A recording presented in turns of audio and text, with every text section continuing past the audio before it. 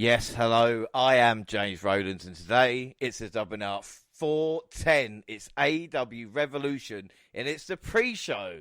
And I have the pleasure today to say that I am joined by the entire WNR team for the very first time.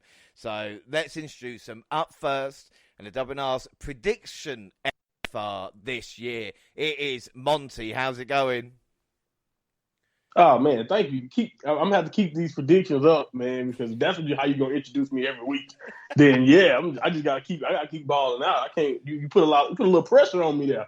But anyway, I want you call this is the Revolution pre-show, but I must implore you, James, that you have to start just starting the recording before we ever actually record, because that pre-show coming into this show. Oh my goodness, the viewers! Oh man, we got some special stuff coming for y'all. I promise you. That's all I gotta say. Well, that's a peek behind the curtain there. We talk about predictions, and up next, she has promised to win Revolution. So that is big words indeed, but always by my side for AEW shows. It is Jaxie. Are you still confident? Yes. No, I'm not at all. Did you see how horribly I performed on the past WWE one at Elimination Chamber? I sucked. So I've got no hope whatsoever that I've got this in the bag. But do you know what? I must still try. Well, to be fair, it's not our this is a cunt. So, you know what I mean? But we'll try and move on from... Yeah, exactly. This totally let us down. Yeah, Booyaka. He fucked us right over. And the newest member of Team WNR, of course, Ricky Starks will always be first for her. It is Genius Gina. Gina, how are you? I bet you are really excited about the AEW pay-per-view tonight. Definitely. Thanks for having me again. This is becoming more and more enjoyable each time. And I'm totally looking forward to this. It's such a stacked match card out there for us, and I'm ready to jump into this.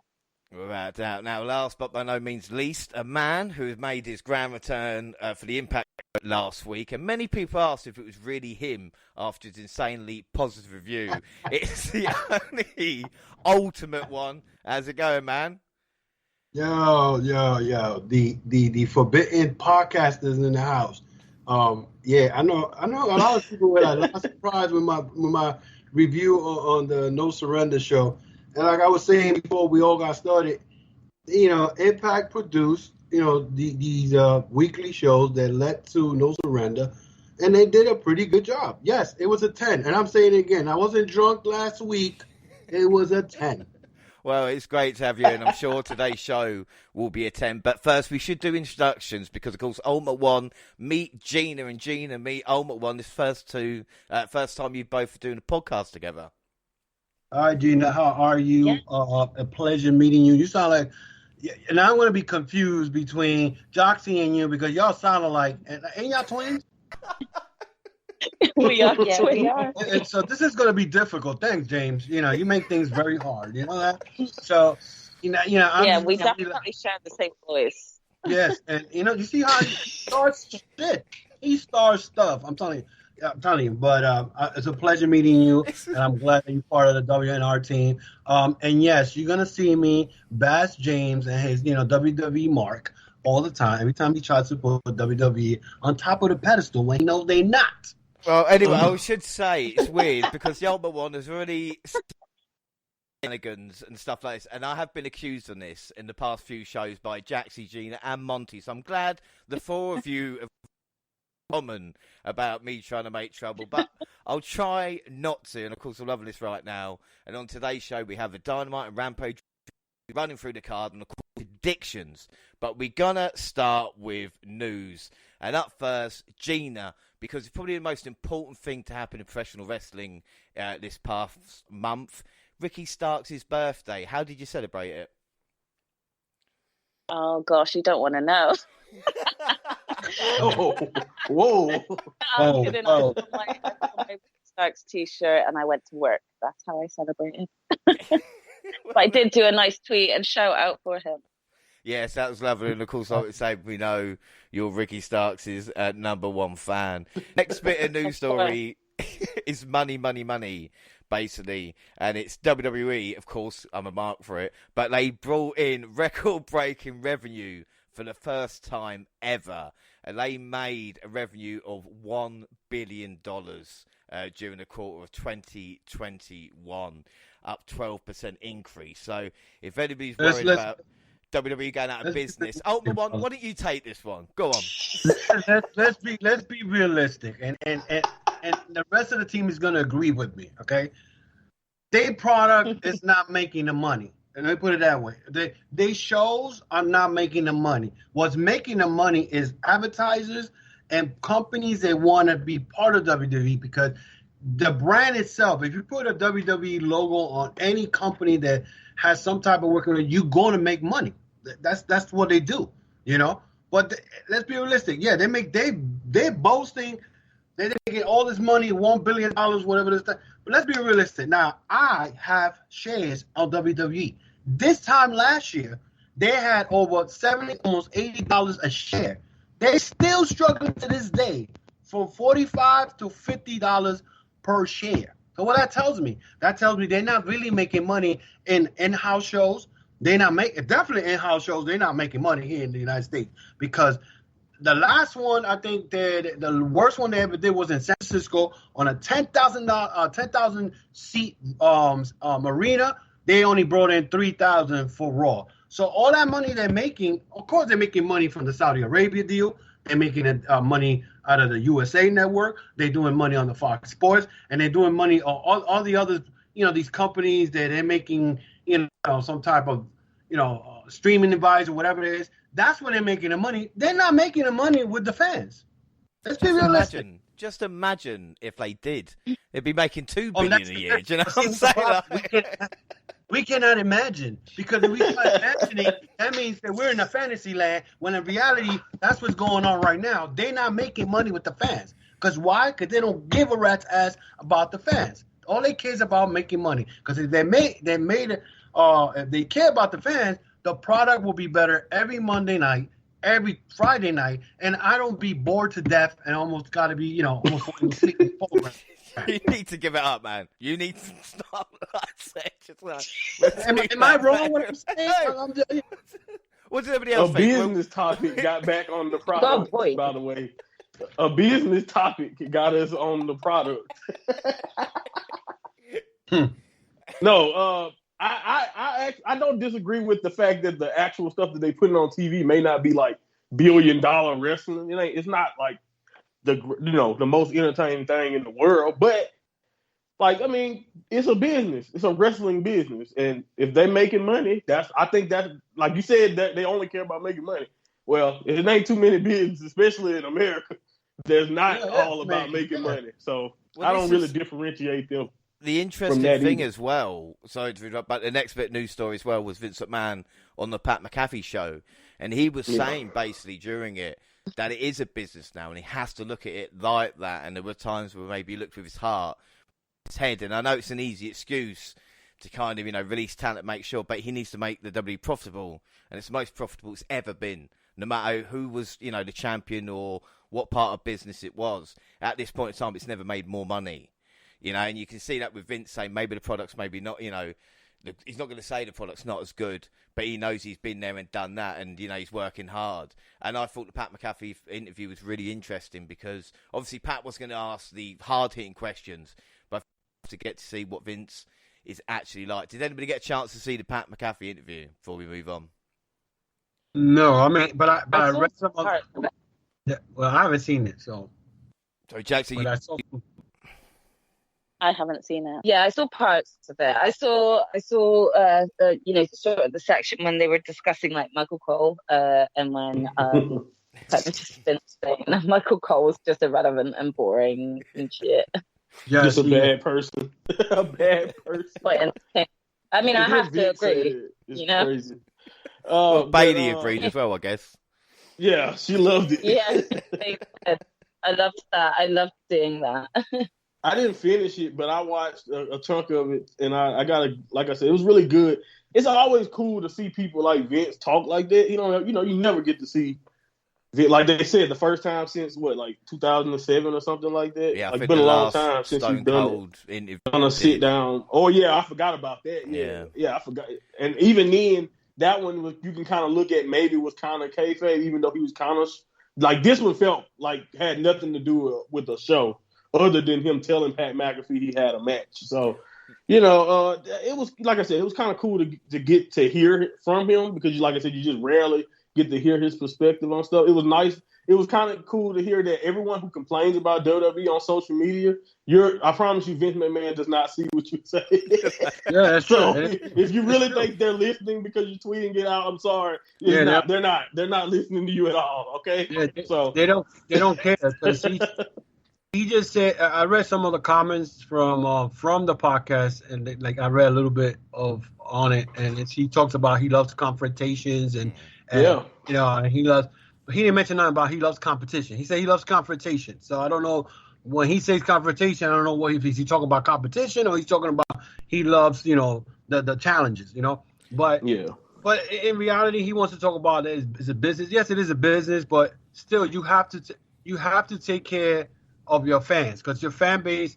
If those fans were not there right now, WWE would not exist today. But that's Vince McMahon. He's like I said, he's out of touch. And he even says that the people's perception of him is not being hip and out of touch, and he said he don't really care. He's just trying to focus on the product. Thank you. The two. My point, Dave. Yeah, he's pretty upset. He only cares about money. The two main points on this is that he's going to be inducting The Undertaker into the Hall of Fame. Maybe a little bit surprised, thinking other people. And the other one, of course, Monty, you touched on it, is Pat McAfee having a match. It looks like from SmackDown. It might be Austin Theory. What are your thoughts on that? Austin Theory. Oh, it's way better than what I initially heard about Vince getting back in the ring. Oh, my God. Yeah, that's what I heard. When people were saying Vince was going to do it, I was like, are you crazy? Man, that was the first report, that Vince McMahon was but he's a tough old man, but he is not taking bumps right now. I don't care what nobody says. I think Austin Theory is going to be the one that's going to end up in the ring with Pat McAfee. That makes sense, though. I don't mind it. I don't know if it's WrestleMania worthy. Maybe if they do something with it story wise, it can be. But Pat McAfee will surprise you, though. I'm pretty sure it'll probably still be entertaining, because he actually manages. Because even the segment on SmackDown, I thought the way Pat sold it was really entertaining.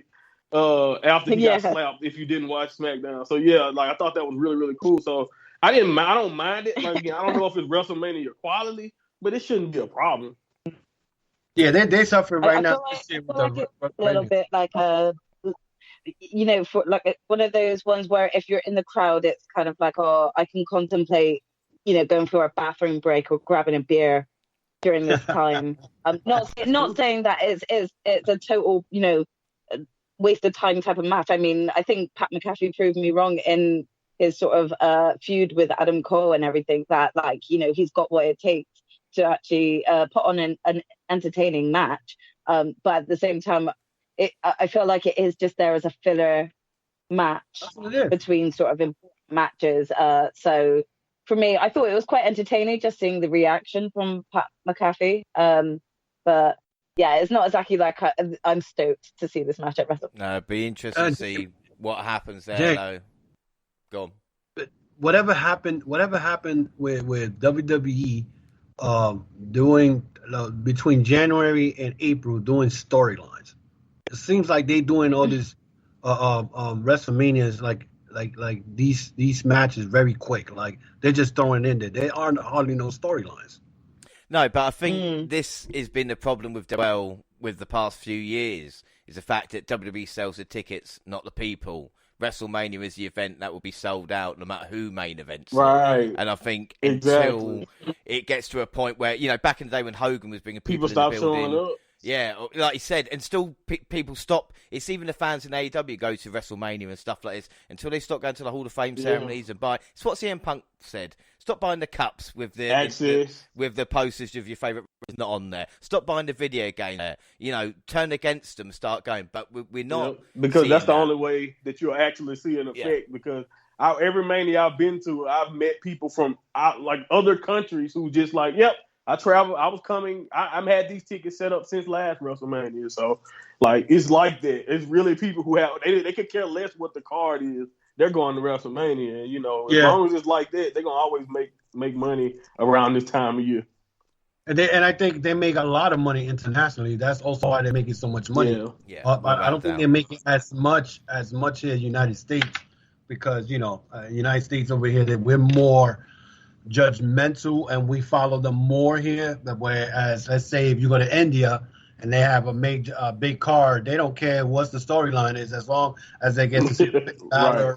Well, also the difference to American fans, if you get 48 weeks of live wrestling a week, and we might get 4, even Raw and SmackDown. Yeah. So it is like if a show comes here, a pay-per-view is going to be sold out because we don't see it as often. And like you said, with Saudi Arabia or India or people like that, there's still kind of room for maneuver. But we'll move on because they're on the road to nowhere. This is an unwanted WWE record tied.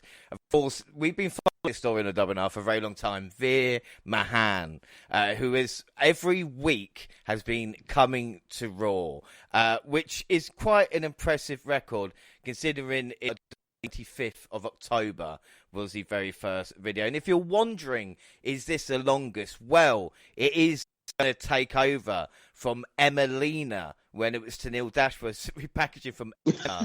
That was between the 3rd of October 2016 and the 13th of February 2017. But now it looks like Veer McMahon is going to beat it. Gina, can they just carry on doing this forever? I mean, I would be surprised if they did carry it on forever, but Jesus Christ, somebody give the guy a map. It's understand how long it's been, and it's like they're just running, they're taking the piss now and continuing it, but it is a little bit out of order on their wanting to actually maybe do something with his career rather than just be a little highlight that he's coming and a running joke. So it would be nice to see their actually arrive, and I'm going to make the biggest deal of it when he does. The pop is going to rival Triple H's in Madison Square Garden when he came back from injury. Like that pop there is for me. Sure. You did not think that. Imagine that pop for like a 5-minute squash. Yeah. But that shows you that if they delay his, arrival supposedly, that means they don't have no clue what storyline they're gonna give him. And he may not even show up. Sorry, Gina. He might not show up. He may need a key to get in through the door, and the door is locked. Well, we laugh. It did happen to Harry Smith. Yeah. Yeah, just keep playing the vignettes, and then one day announce him going to the Hall of Fame, like his career is over or something. He's going to be the other inductee with the Undertaker. It's going to be Veer and the Undertaker. He's going to be the bodyguard. Undertaker's Hall of Fame inductee. He was always coming. Yeah. We're going to move on to arrivals because there's been big story in WWE. Well, I say with arrival with a re-signing basically, and that is AJ Styles signing a new contract. Expected to pay him over $3 million a year. There's word between if it's going to be a 3 or a 5-year deal. He's 44 years at this moment in time. But I would say, Jaxie, this can only be a good thing for WWE.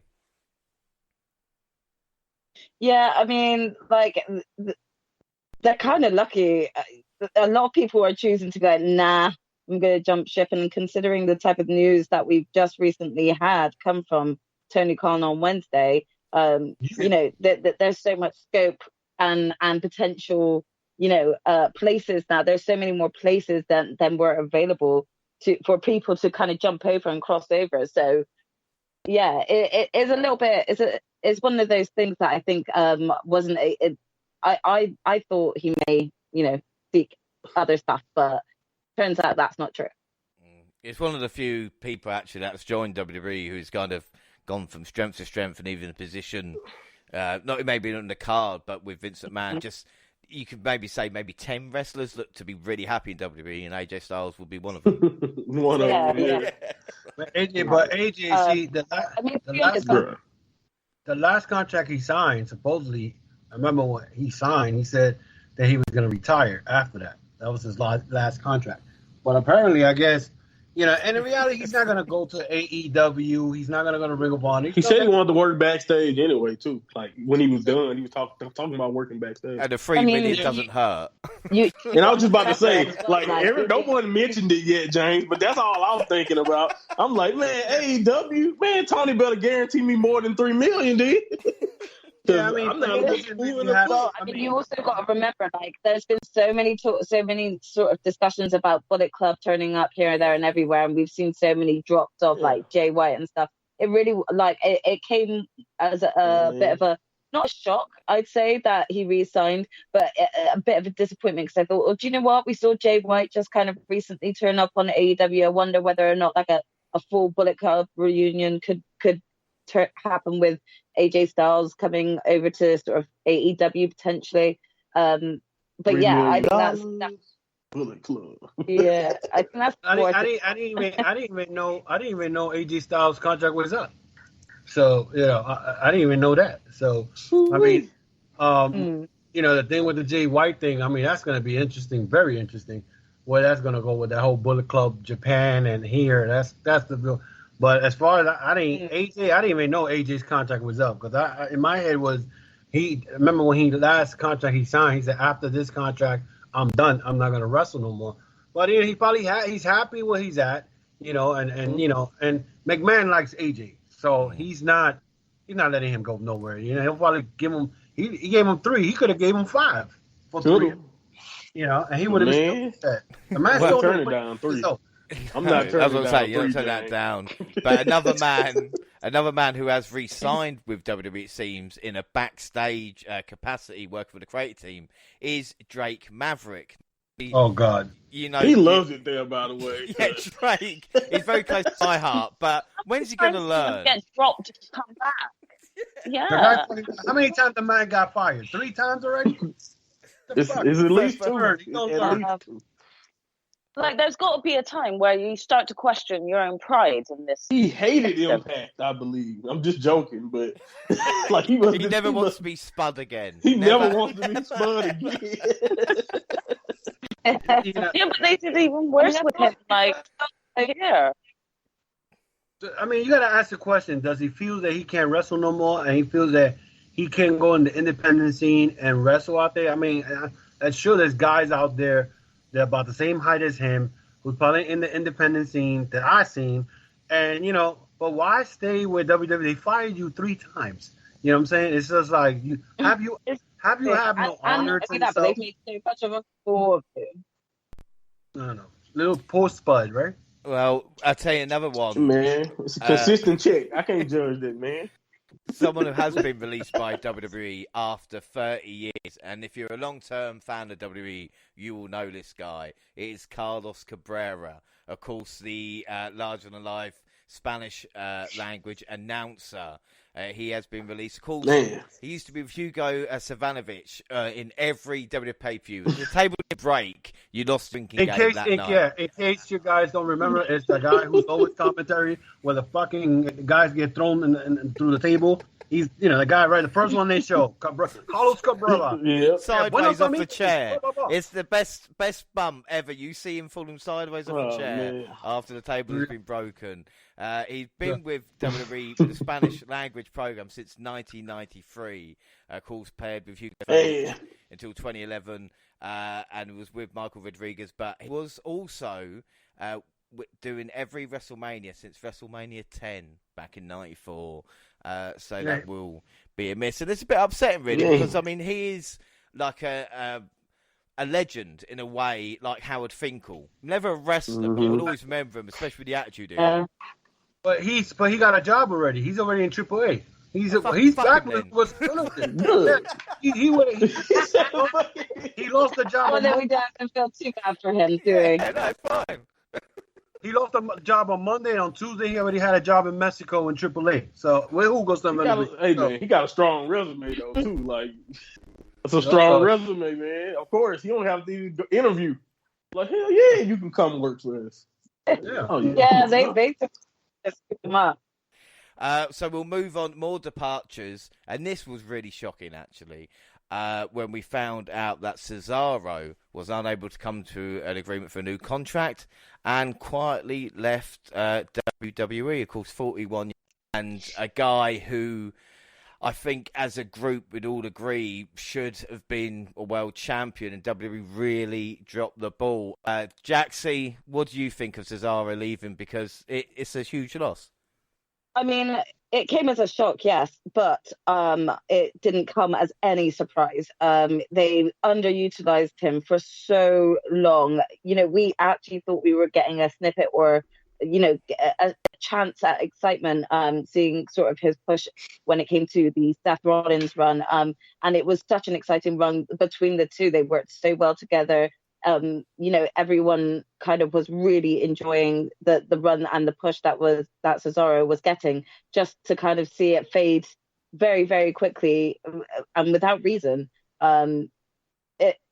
If anything, I'm kind of excited now to see which promotion he ends up in, as long as he's utilized in the right way. Everyone knows how talented this man is, and it's a real shame that WWE did not capitalize not once on him. It's a disappointment from a wrestling point of view, especially someone who obviously has been a fan of WWE and what they've done with a lot of their wrestlers in the past. I'm just really eager to see him turn up in a new promotion. Yeah, I think we all agree there. You know, I think it's a hell of a talent, you know, and I mean, where we want him to show up, I know it's all well and good saying AEW, but I mean, like I said, he could go anywhere and fit in with the kind of style that he has. He's the guy. He's the guy that I think Impact. I think he's the guy that Impact could replace with Josh Alexander. He could be the guy that could take over that spot that Josh Alexander left, because I think he'd be better off in Impact. I mean, not everybody could go to AEW, you know what I'm saying? Because they got too many wrestlers. But Impact could use him and you know, and take that spot where he could challenge Moose for the world title. And you know what I'm saying? That'd be a good match to see. Because Cesaro, again, 12 years he was there. The guy did so many stuff. I mean, I remember when he took Great Khali and beat Great Khali with his finishing move. Khali's like 7'7". The guy has strength. He was a great tag team champion with him and Sheamus. That tag team could have went so far. You know, they could have won at least another 8 title rings. The way the chemistry was great. But Cesaro, I think he should go to Impact. Impact will definitely, if they know how to utilize him, they'll benefit from him being a big, you know, part of the company. I think without doubt, you know. We'll move on to more serious matters, because one of the biggest news stories in the past couple of weeks is, of course, Russia's invasion of Ukraine. Now, this is the first time podcast, probably be the last time as well, because I am not educated enough to give a kind of idea or anything like this at all. Unlike, of course, Hall of Famer Kane, who is Mayor than Jacobs. Because he is a guy who knows obviously more than I do, and he tweeted out, if you're on the left and you're shocked by Putin's aggression, wake up, sunshine. Historically, in the real word, might makes right. Weakness, which is really what the left is all about, is not a virtue, it's a fatal character flaw, and no, the US should not get involved. Luckily for humanity, Hangman Page, the AEW World Champion, commented, with the UNICEF support children of Ukraine, the Ukraine Crisis Relief Fund, and 10 ruthless chair shots came to the head. Monty, this is incredible. Page won the internet. Oh man, that was just a perfect response. Like I don't even think anyone needed to say anything else other than like that. That was just a great way to respond to it, you know, because obviously whatever Kane had going on, or, you know, Glenn in this case, I don't want to think about Kane saying Kane is just a monster in my like this is the funny thing when it happens to someone like Kane, because other than this, like, Kane's legacy is like great as far as I know. Like, everybody loves Kane. And then, like, you have one of these situations like this, and then you just Like, oh man, it's just like one of them times where it's like, why do you have to say anything about this? This has like you the mayor in Tennessee. This has nothing to do with you. Like, this is just a state in the United States. Like, why do you even have to say anything?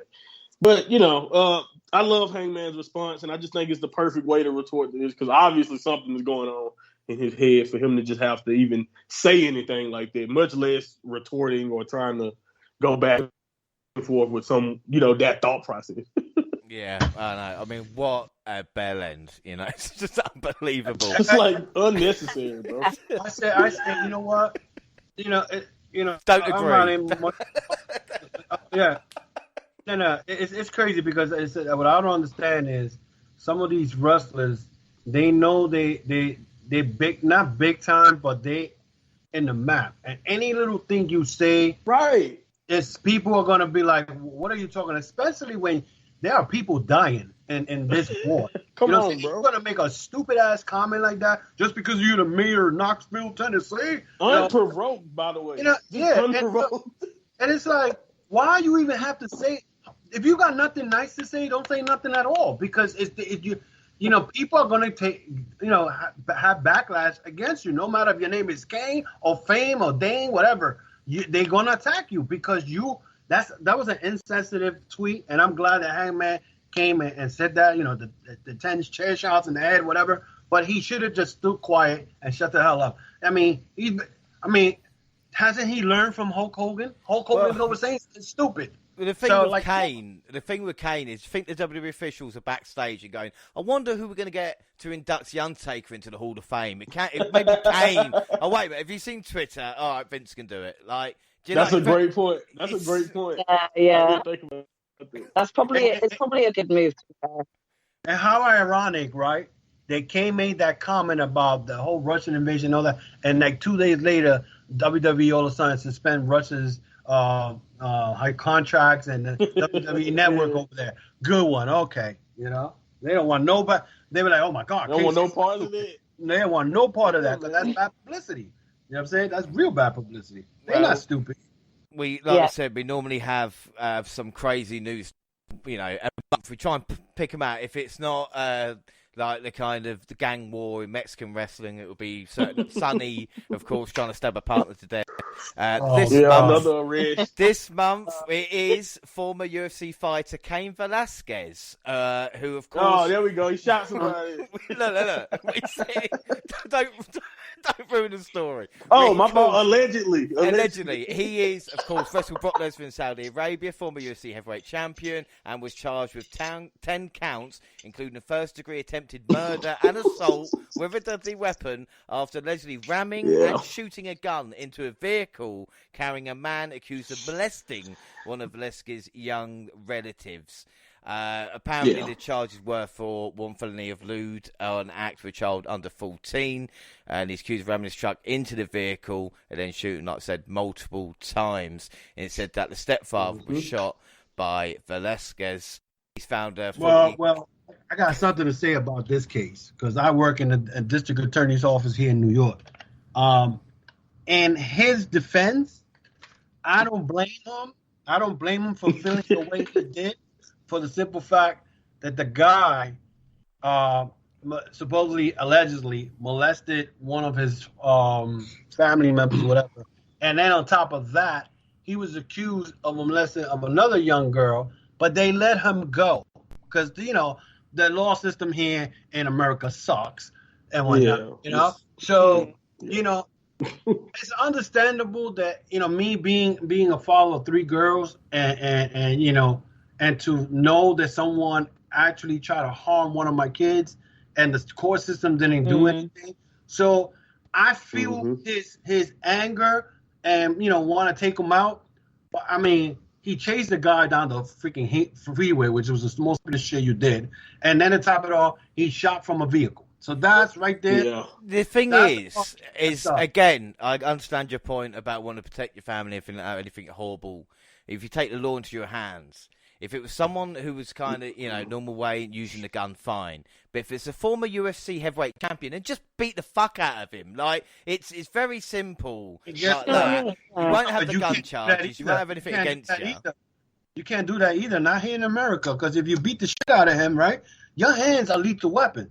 You can't. You're a UFC fighter, so you grab the guy, you want to beat the shit, you're going to kill him too. So either way, you know what I'm saying? Like, even if you beat the shit out of him, now you're going to be charged. If the guy died, now you're going to be charged with manslaughter. So, again, I don't agree with him taking the law into his hand, but I understand what his feelings and how he felt, because not only this guy was charged with molesting a family member, plus he was another younger child, but that's the court system let him walk. And that's the part that... Yeah, I heard he was like out on bail or whatever for on posted bail. And it's kind of like, I have to agree, like, I understand why he decided to take justice into his own hands when justice has already failed one child that this has happened to. But obviously, it's not okay to take the law into your own hands, you know? So it's hard because of, you know, I'm one of 4 girls. I know for a fact, considering my father taught taekwondo and kickboxing, he now works for the police.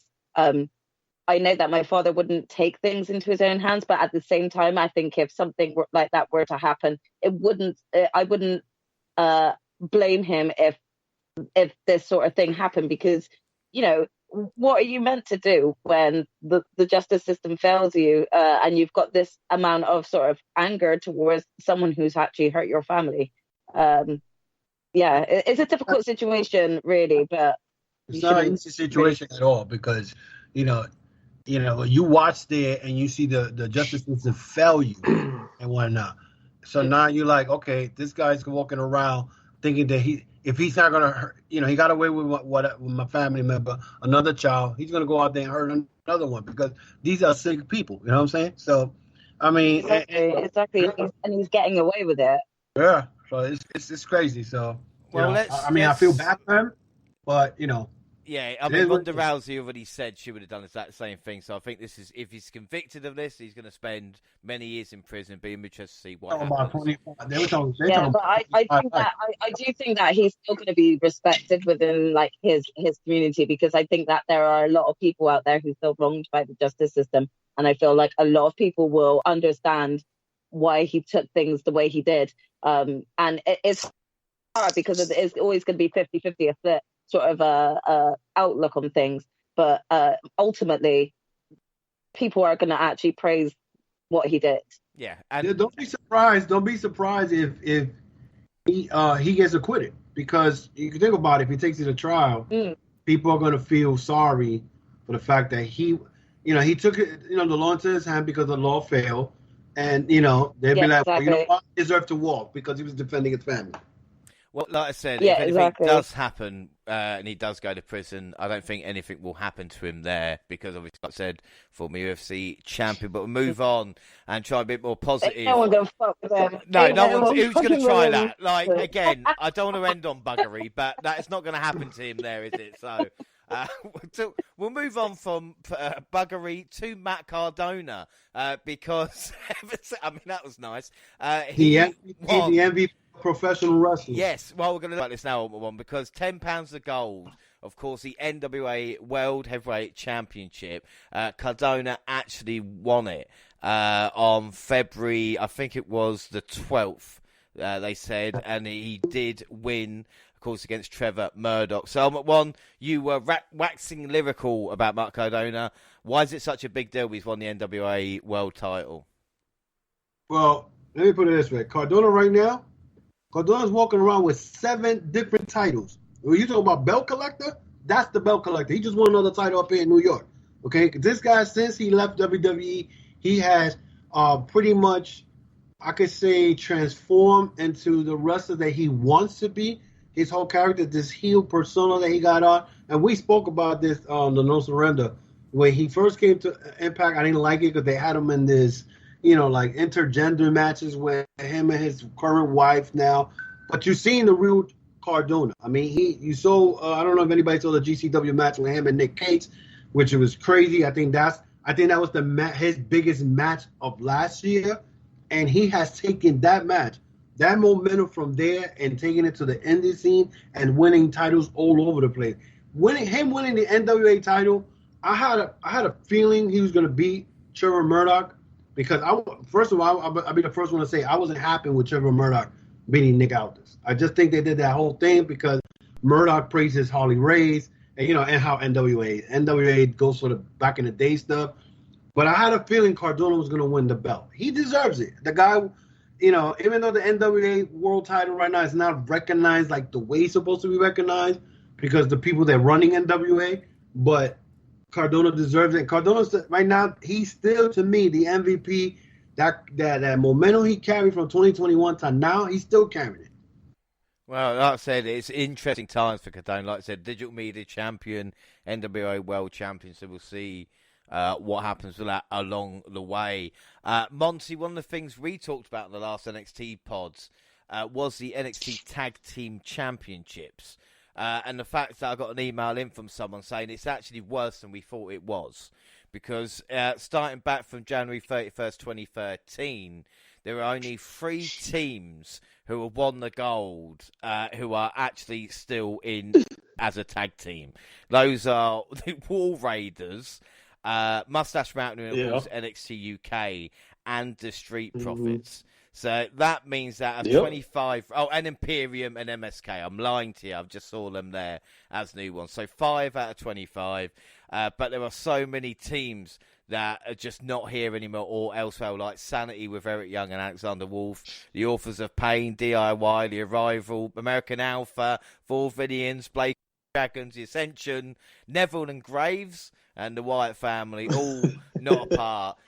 It's awful. It's awful what they've done. Yeah, Red Dragon were a part of that list as well. That didn't go out anywhere. And then we've got, like we said, the Broserweights, of course, Matt Riddle and Pete Dunne, Breezango and Lorcan and Birch have been recently released as well. It's tough times. Why do you think NXT tag teams struggle on the move up? I have no clue. I really don't.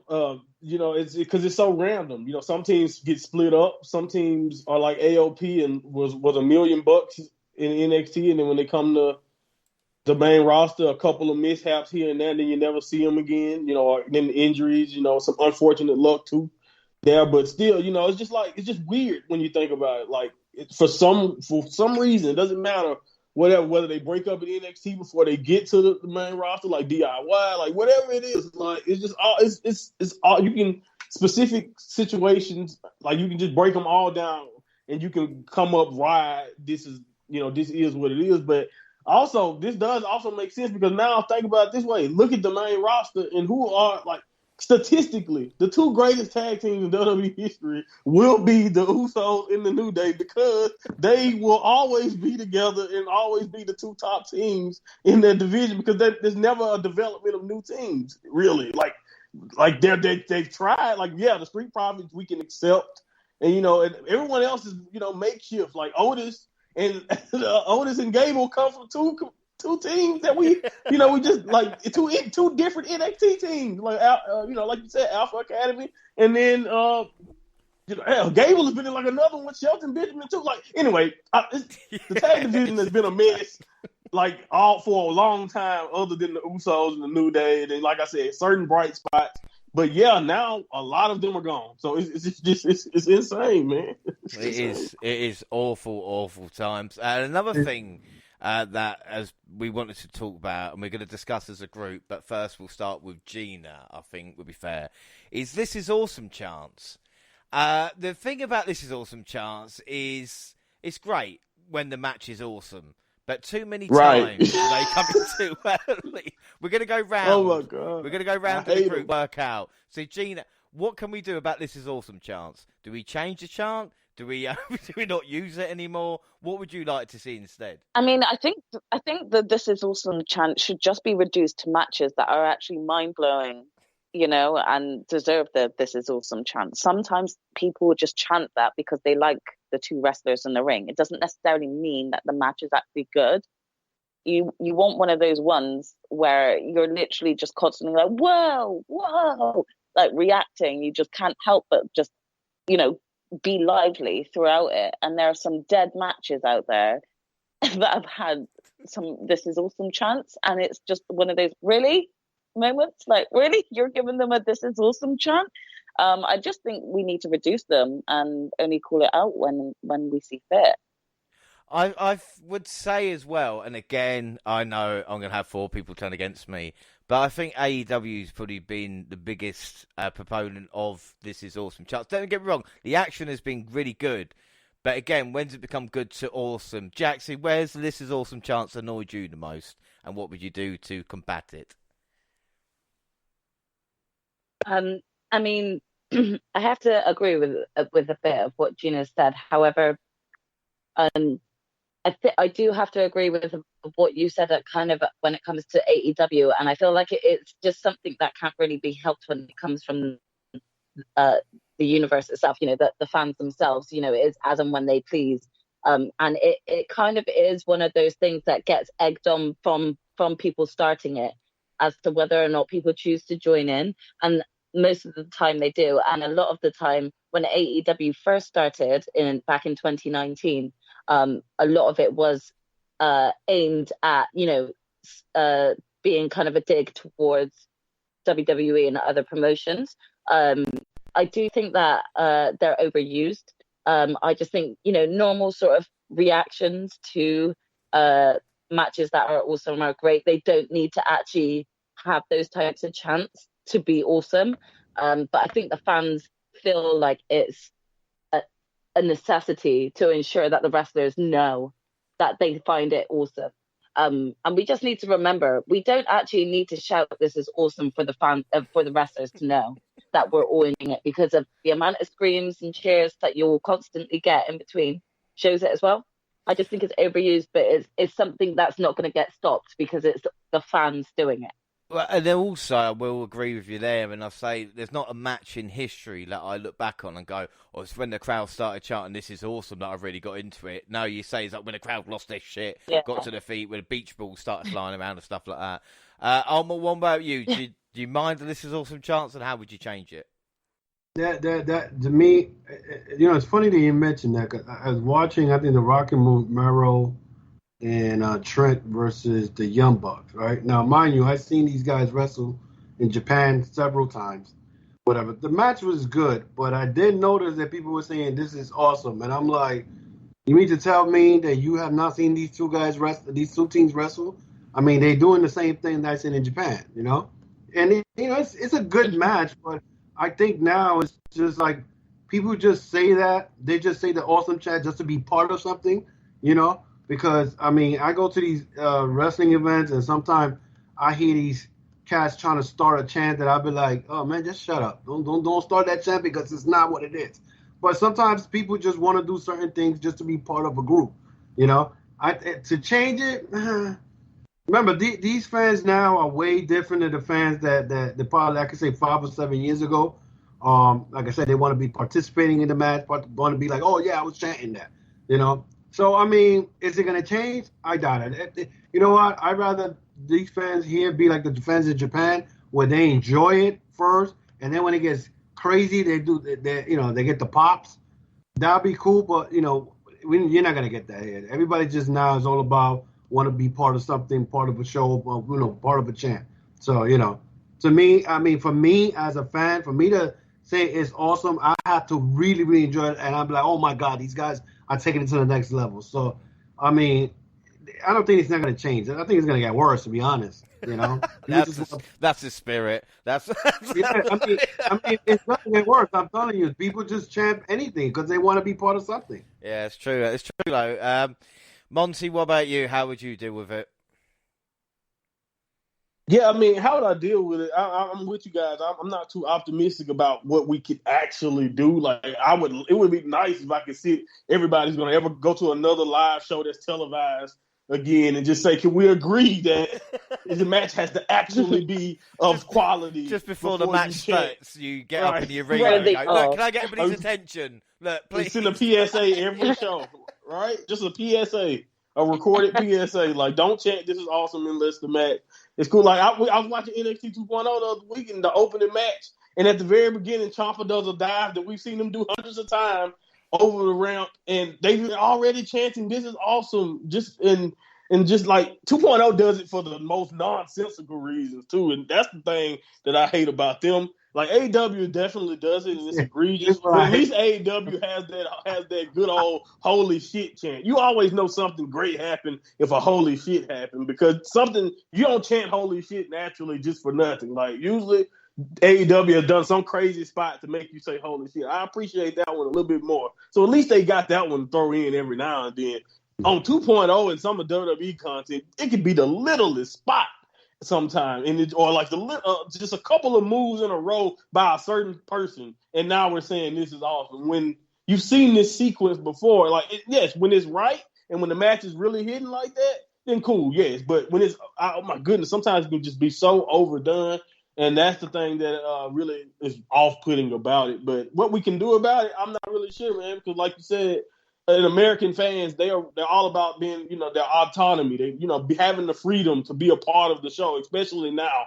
Like now more than ever, do the fans feel like they can control the show, whether they actually have that control or not, no matter the company, it seems like over here.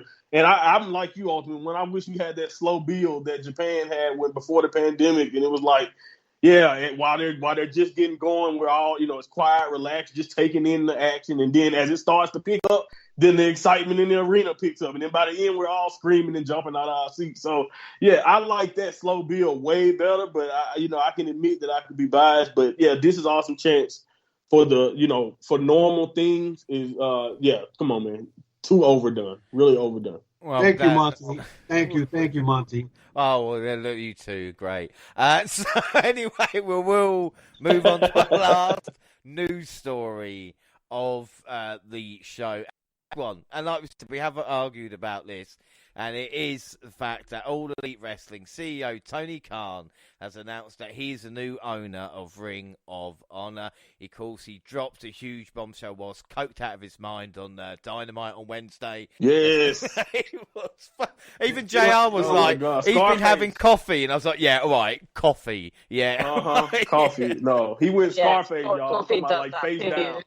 I want face People down are going to be like, give me some of that coffee.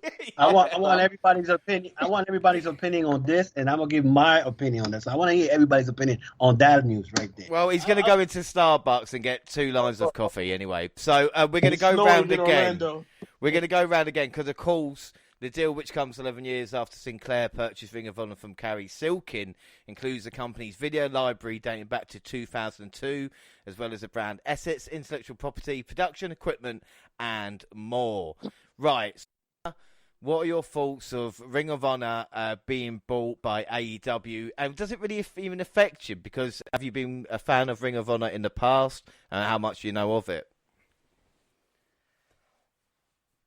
Wait, he cut out. Is he addressing me? Yes, Gina, you go. Okay, sorry. You cut out when you said whoever you were addressing. So yeah, as you said, I haven't really watched much Ring of Honor stuff. The only stuff I know is my sister's told me, and to be honest, I haven't really retained it, so I don't have a lot of knowledge with Ring of Honor. It's interesting to hear. I'm curious and excited to see what's going to be done and whether there's going to be major changes. But I do think that I'll probably now feel more inclined to watch some more Ring of Honor things now because it's connected. I am obviously enjoying AEW a lot more over WWE, so I'm kind of interested to see a bit of Ring of Honor. So yeah, I mean, I'm happy with it. I couldn't take it really serious with the delivery of the news. But maybe that's why he doesn't do promos a lot, because he gets so excited. Yeah, I mean, we can all get a bit overexcited sometimes. On his level, not sure. Jaxie, what are your thoughts on Tony Khan trying to own professional wrestling? I just think it's exciting in terms of, it was very sad to see sort of Ring of Honor struggle during the pandemic.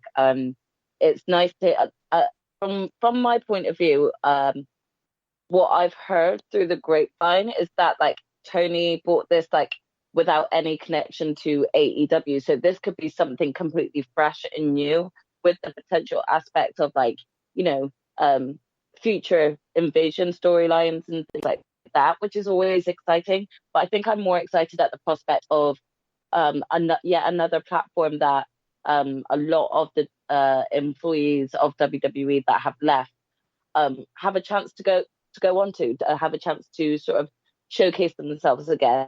I am eager to see whether or not this is going to get a channel of its own, and if we're going to get like a regularly weekly content, which I presume we are, but what day it's going to be on. So I've just got a lot of questions as to whether or not this is going to kind of try and compete with the 3-hour Monday night slot, except for it definitely won't be 3 hours. But I mean, if they thought viewership was bad, if they decided to like start doing some Ring of Honor on, say, a Monday, that's like an hour or 2 hours long, whatever, that could cause a few people, especially if other sort of ex-WWE wrestlers turn up on it. I don't know. There could be like another war. I don't know. Maybe I'm getting a little bit ahead of myself there.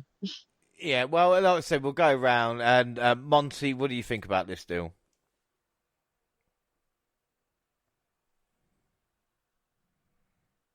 Okay. What I think about this deal. By the way, this is big news. I understand his excitement, as you point out, because like he did match the excitement of, okay, you did some big time shit. Like that's the way he was looking. But at the same time, you know, them eyes bulging, you know, the voice. Oh man, I had to rewatch it. It was so hilarious. He celebrated y'all. I don't care what you say. That was way too awkward. Yeah, he was awkward. It's like he was on a bender. Like he was up. Like he completed the deal and he just partied until the show, so he could announce it. That's what it seemed like. But anyway, yeah, this is big news, man. I can't complain about this. I don't have anything bad to say. I like Ring of Honor through periods of his run. I had different times where, you know, way many years ago when I was younger, didn't know what the hell I was watching, and I was watching the American Dragon, of course, back in that run, and Claudio. Which is, like I said, it's kind of funny that we talked about Cesaro and Jaxie said WWE people who are now gone, possibly going other places. Then you have Ring of Honor coming back. I mean, I'm not saying he needs to go there, but it's just kind of funny that it work out that way. You have Cesaro return to maybe the Claudio days, you know, without the hair, of course. But yeah, man. Like I said, I'm not like a Ring of Honor historian. I wasn't watching everything. I didn't know a lot. I did go back. And many years later, watched during the Adam Cole years and all that, when he was a 3-time champion and all that, and when the Young Bucks were there, because it was, especially when they started doing more joint shows with New Japan, I was really trying to keep up with them. But then over the years now, the last few years, I have not been keeping up. So it's always been off and on with Ring of Honor. But there's no doubt this is a big deal. I don't know what the future lies, but, you know, like I said, I think this is cool either way, even if it just ends up being part of their video library on HBO Max or wherever they're going to end up streaming AEW one day. So who knows? But, you know, this is big time stuff. I can't complain, you know. And I love when Tony Khan said, it's not Shane this time, it's me. I chuckled at that. In his high praise, he remembered Shane McMahon. So there you go. And Ultimate One, what are your thoughts on this? Oh, you don't know how happy I was. I was so delighted because, number one, I'm a big Ring of Honor historian. I've been following Ring of Honor for the last 20 years. My first show was in 2012. Kevin Owens was no Kevin Steen. I think it was a anniversary show that I went the first time. The fact that, you know, let me put it this way. Ring of Honor suffered a lot financially back in 2019 when the Elite and Christopher Daniels, Scorpio Sky, Kazarian, they all left. And Ring of Honor tried to bring in Lifeblood, which included, I believe it was David Finlay, Juice Robinson, and Bandito, and a couple of other people in there. So they suffer financially dear. Then to top it off, then you got the pandemic comes in, and then they don't fire anybody. They were still paying their wrestlers. And then, you know, Sinclair Broadcasting wasn't really doing nothing with them. Like, you know, Ring of Honor was more of a tax write-off. So, I mean, when I heard in October that they were going to go, you know, letting everybody go, I was so disappointed. I'm like, this is a promotion that I love to death. You know, I followed Nigel McGuinness, AJ Styles, even Seth Rollins was there at one point. Claudio, Priest. Yeah, all these guys were there, and Damian Priest. I remember when he was green as a pepper, and he couldn't hardly be a big guy. So, you know, when I heard Tony Khan bought it, and I had a feeling that was the big announcement. I say it's either he's going to say that it's going to be they got a streaming connection with HBO, or they bought Ring of Honor. And once he mentioned Ring of Honor, I was like, good, because this is good for professional wrestling. And we were all talking before we got on air about it. This helps professional wrestling. And I understand that James thing is Tony Khan trying to monopolize the industry. I don't think so, because even if he buys, let's say, Impact Wrestling, right?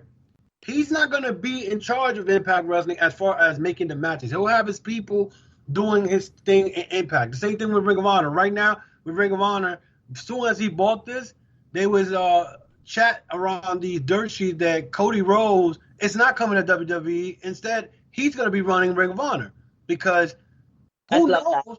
Who knows? This has been a whole swerve all the time. You're going to tell me that Cody's going to leave out of AEW, and he's not going to know that Tony Khan was going to purchase Ring of Honor? Come on.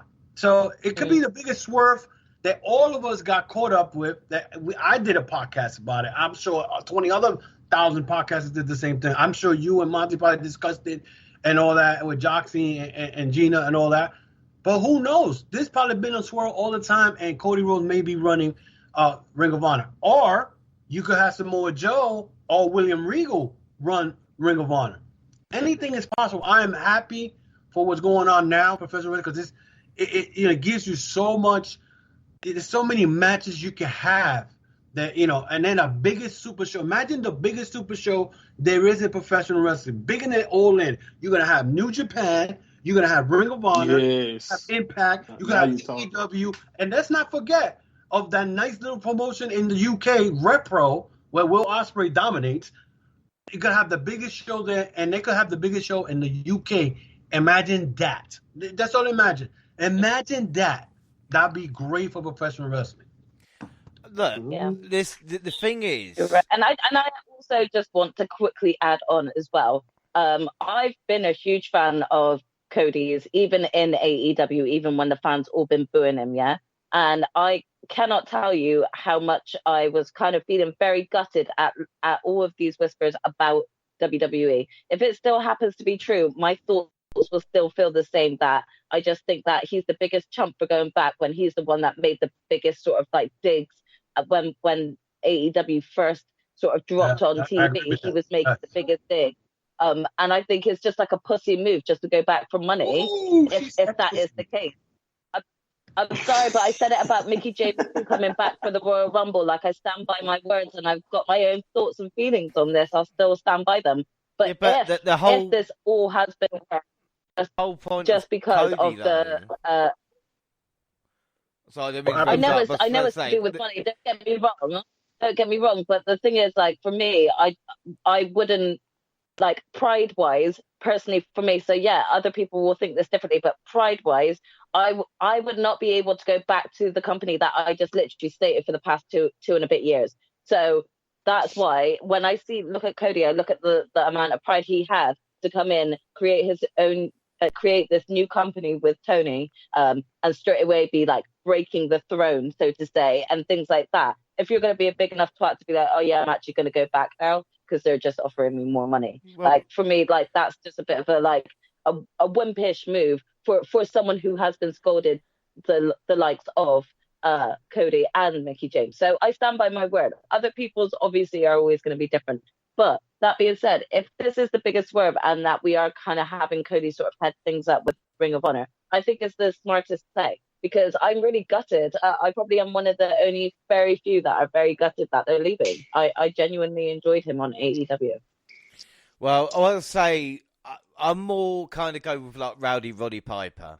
He was one of my favourite wrestlers, not just because of the character, but because of the territories that he went to. And whether it would be WCW or WWF or everywhere else he went, he was the star and had his own terms. And if they wanted him to lose to Hulk Hogan, or if they wanted him to drop the belt, he could go, no, there's another territory that's going to pay me the exact same money, so then I can go there. So then you're not indebted to the one place that will pay you X million. There will be another place that can go, no, we can offer you this deal. And I think with Cody, a bit like Piper, a bit like anybody else, the whole point of competition and what we want and what we need is the value that one company doesn't hold it over you to say, this is the only money you can make. There's no one else that can pay that. So even if Cody agreed to make the deal better for him in AEW, then for me, I've got no problems at all. If he wants to go back to WWE and sign a contract for a couple of years, get his value up even more, move back to AEW afterwards, I'm fine. And I think a wrestler needs that. But do you genuinely think that he's not going to have like the dirty done on him again in WWE? Like him get promised something, but then all of a sudden he's just going to go ahead and be put in an IC title reign or a US title reign, and then that's it. This is the thing, because that's going to do nothing to elevate his career. So it's a game of gamble. Yeah, but this is how they view AEW. And if it is truly is competition for them, then they will use the stars that AEW created to build the foundations for their company, much like they did with Mick Foley and Steve Austin and a lot of other people that came through in the early 90s with Vader and people like this who weren't used properly in one company could then go else and become stars elsewhere. That's the dream anyway. For me, it's not with, I hope AEW rules everything, or it's not WWE rules everything. I hope, like we said, the talent that are involved can jump from place to place like we did when there was a Monday Night Wars or even before that, and get paid what they can accordingly and be moved up. You know, it's like Ricky Steamboat with the Intercontinental Championship, moved WCW and was in World Heavyweight title. You know, the matches with Flair and stuff like that, and then he could jump ship as well. I think in a perfect world, and don't get me wrong, I'd love the fact if Ring of Honor, you know, like we said, with the invasion angle of Cody-led invasion against you know, that would be fun for a few months till Ring of Honor lost. If they do it as a separate company, there's no doubt in my mind, Ring of Honor, exactly if they bought Impact, would then become a developmental for AEW. And sometimes independence is key. Yeah, you have a bigger plateau, but you are building wrestlers for different reasons. And again, Ring of Honor, the amount of stars we talked about who went to WWE, there's nothing wrong with Tony Khan going, do you know what, I want this, but to go to AEW. There's nothing wrong there. And like you said, with the streaming service and the money involved there, it makes sense. AEW hasn't got history, so what better than to buy the history of another wrestling company that we hold as dear? I would say Ring of Honor is up there with ECW. The way people think about because of the talent that they've had. I watched the Summer of Punk. You know, that was sensational. What Punk did, what people like Bryan Danielson did, and all these wrestlers. But again, he's bought it for a reason, and there is more than or want Ring of Honor to succeed. It's more of helping AEW, which I haven't got a problem. But again, it's about the monopoly being owned by Vince McMahon buying these independent companies and saying, you know, you're part of this banner, compared to Tony Khan, just because we like the product.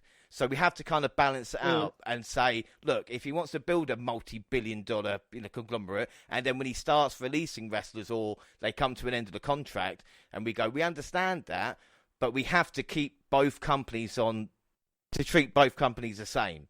Otherwise, it's bollocks. The impartiality is gone. Well, Ring of Honor is you're not going to see the Ring of Honor with a little AEW logo. I think they're going to do, it's like Disney when they bought Marvel. When they bought Marvel, you know, when you see the Marvel logo, you don't see anything that has the Disney logo on it. So it's a separate. They're the same brand, but they're on a different logo. They got a different flag. But you can't tell me if a Ring of Honor talent is killing it in Ring of Honor that AEW are not going to bring him up or use him in their roster. I highly doubt that. You know why? Because the Ring of Honor, the AEW has too many stars in it for them to be worried about one star in Ring of Honor. If they could see that, let's say for example they'll bring I don't know, I'm going to use Matt Taven, right? You have a Matt Taven there, and Matt Taven is killing it. You know what I'm saying? So they know they're getting a big viewing for that. They're not going to go and bring Matt Taven to AEW for what? You need to get people to watch Ring of Honor because Ring of Honor. They're going to bring people like Private Party to Ring of Honor, and like you said, the amount of talent that are on Dark and Elevation will just be on Ring of Honor now as a new banner. But I because the understand. Ring of Honor talent are signed with Impact, that's what I'm saying. And the Impact with Jonathan Gresham, he probably won't be seen. And it's interesting with Gianna Prazzo, because she is a Ring of Honor Women's Champion, but obviously got a contract with Impact. So like I said, we can dream of a mega show. I don't think AEW want to come out on top no matter what, even if it's New Japan. I think for Impact, first of all, Impact has going to have no choice. And I'm going to say this right in front of all of y'all. Impact's going to have no choice but to work with Ring of Honor and AEW, because Deonna Purrazzo is the Ring of Honor World Champion. What are you going to do? You're going to let somebody come from Ring of Honor, who probably unknown person to be Deonna Purrazzo right now, who's probably the hottest female wrestler. If Impact is smart, they will say, okay, we'll let you work. We'll do some angles since you're already using some of the members from Ring of Honor already. Work with Ring of Honor, even though it's owned by AEW, but work with Ring of Honor so then you still have that storyline that I gave a 10.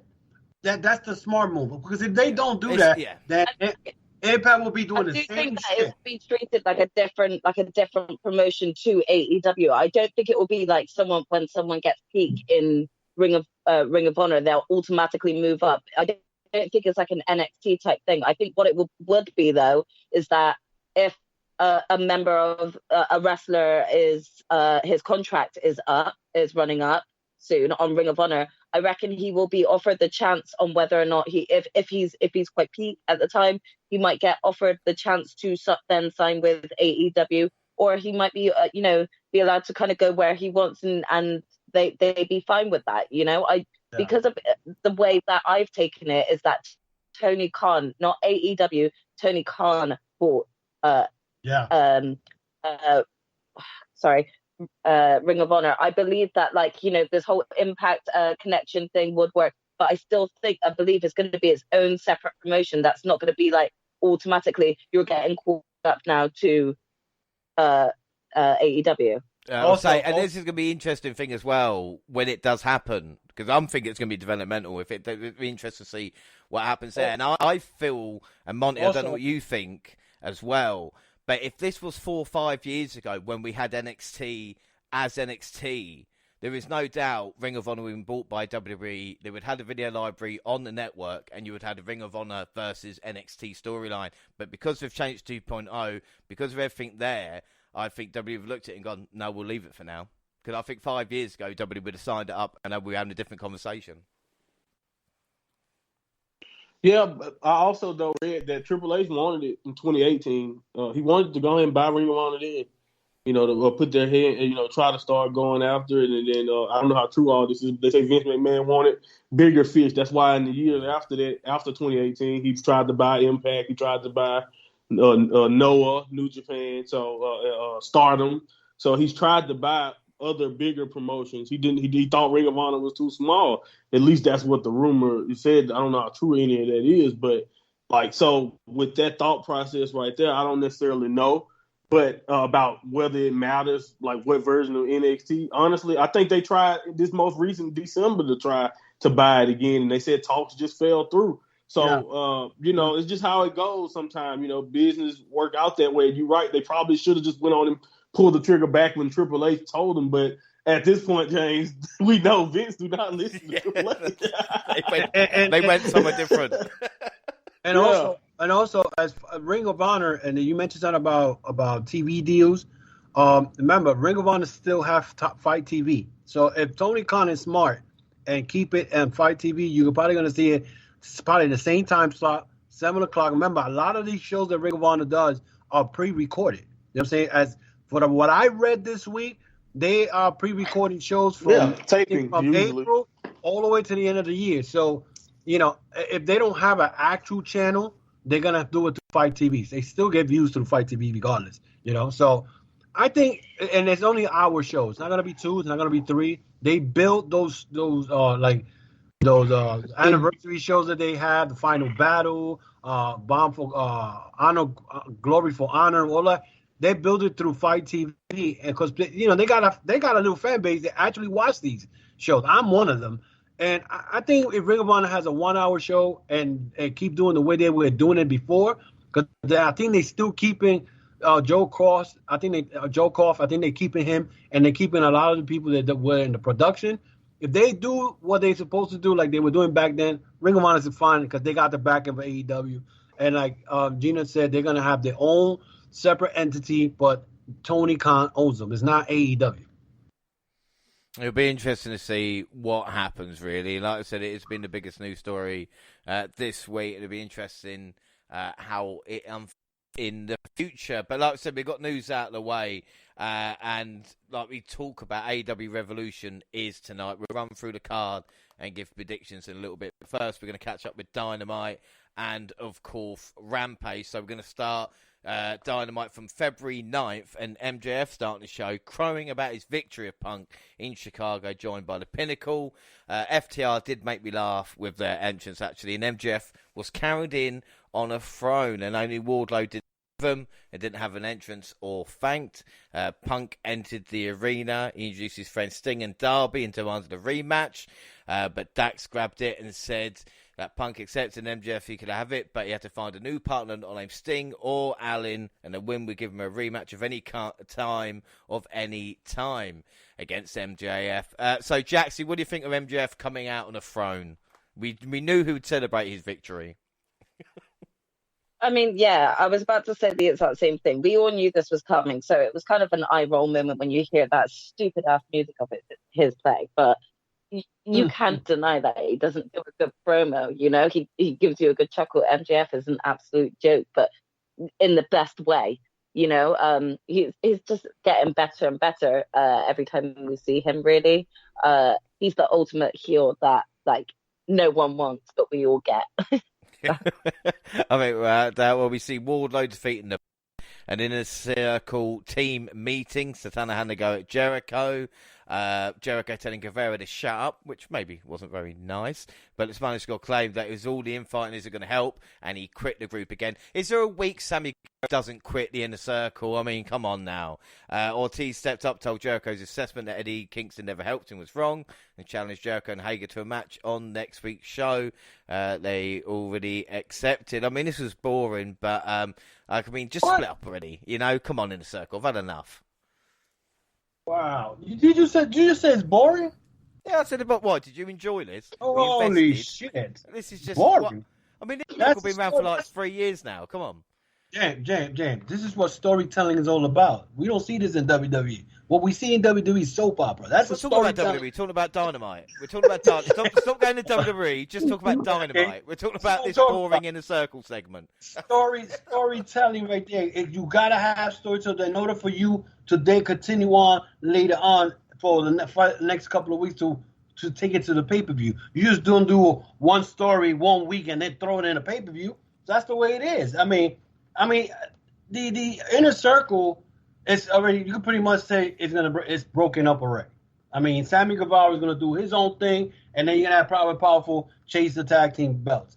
I think this whole storyline with Jericho and Eddie Kingston is perfect because before they even showed this on this episode, Eddie Kingston was already online talking shit, talking about how Private Powerful haven't been a tag team champion because of Chris Jericho. So to me, that's a beautiful storyline because now, okay, so the Inner Circle, they had a tag team between Jericho and Hager, and I believe they won. I'm not sure, but we're going to get onto that next week. We're going to get with Dynamite and Rampage.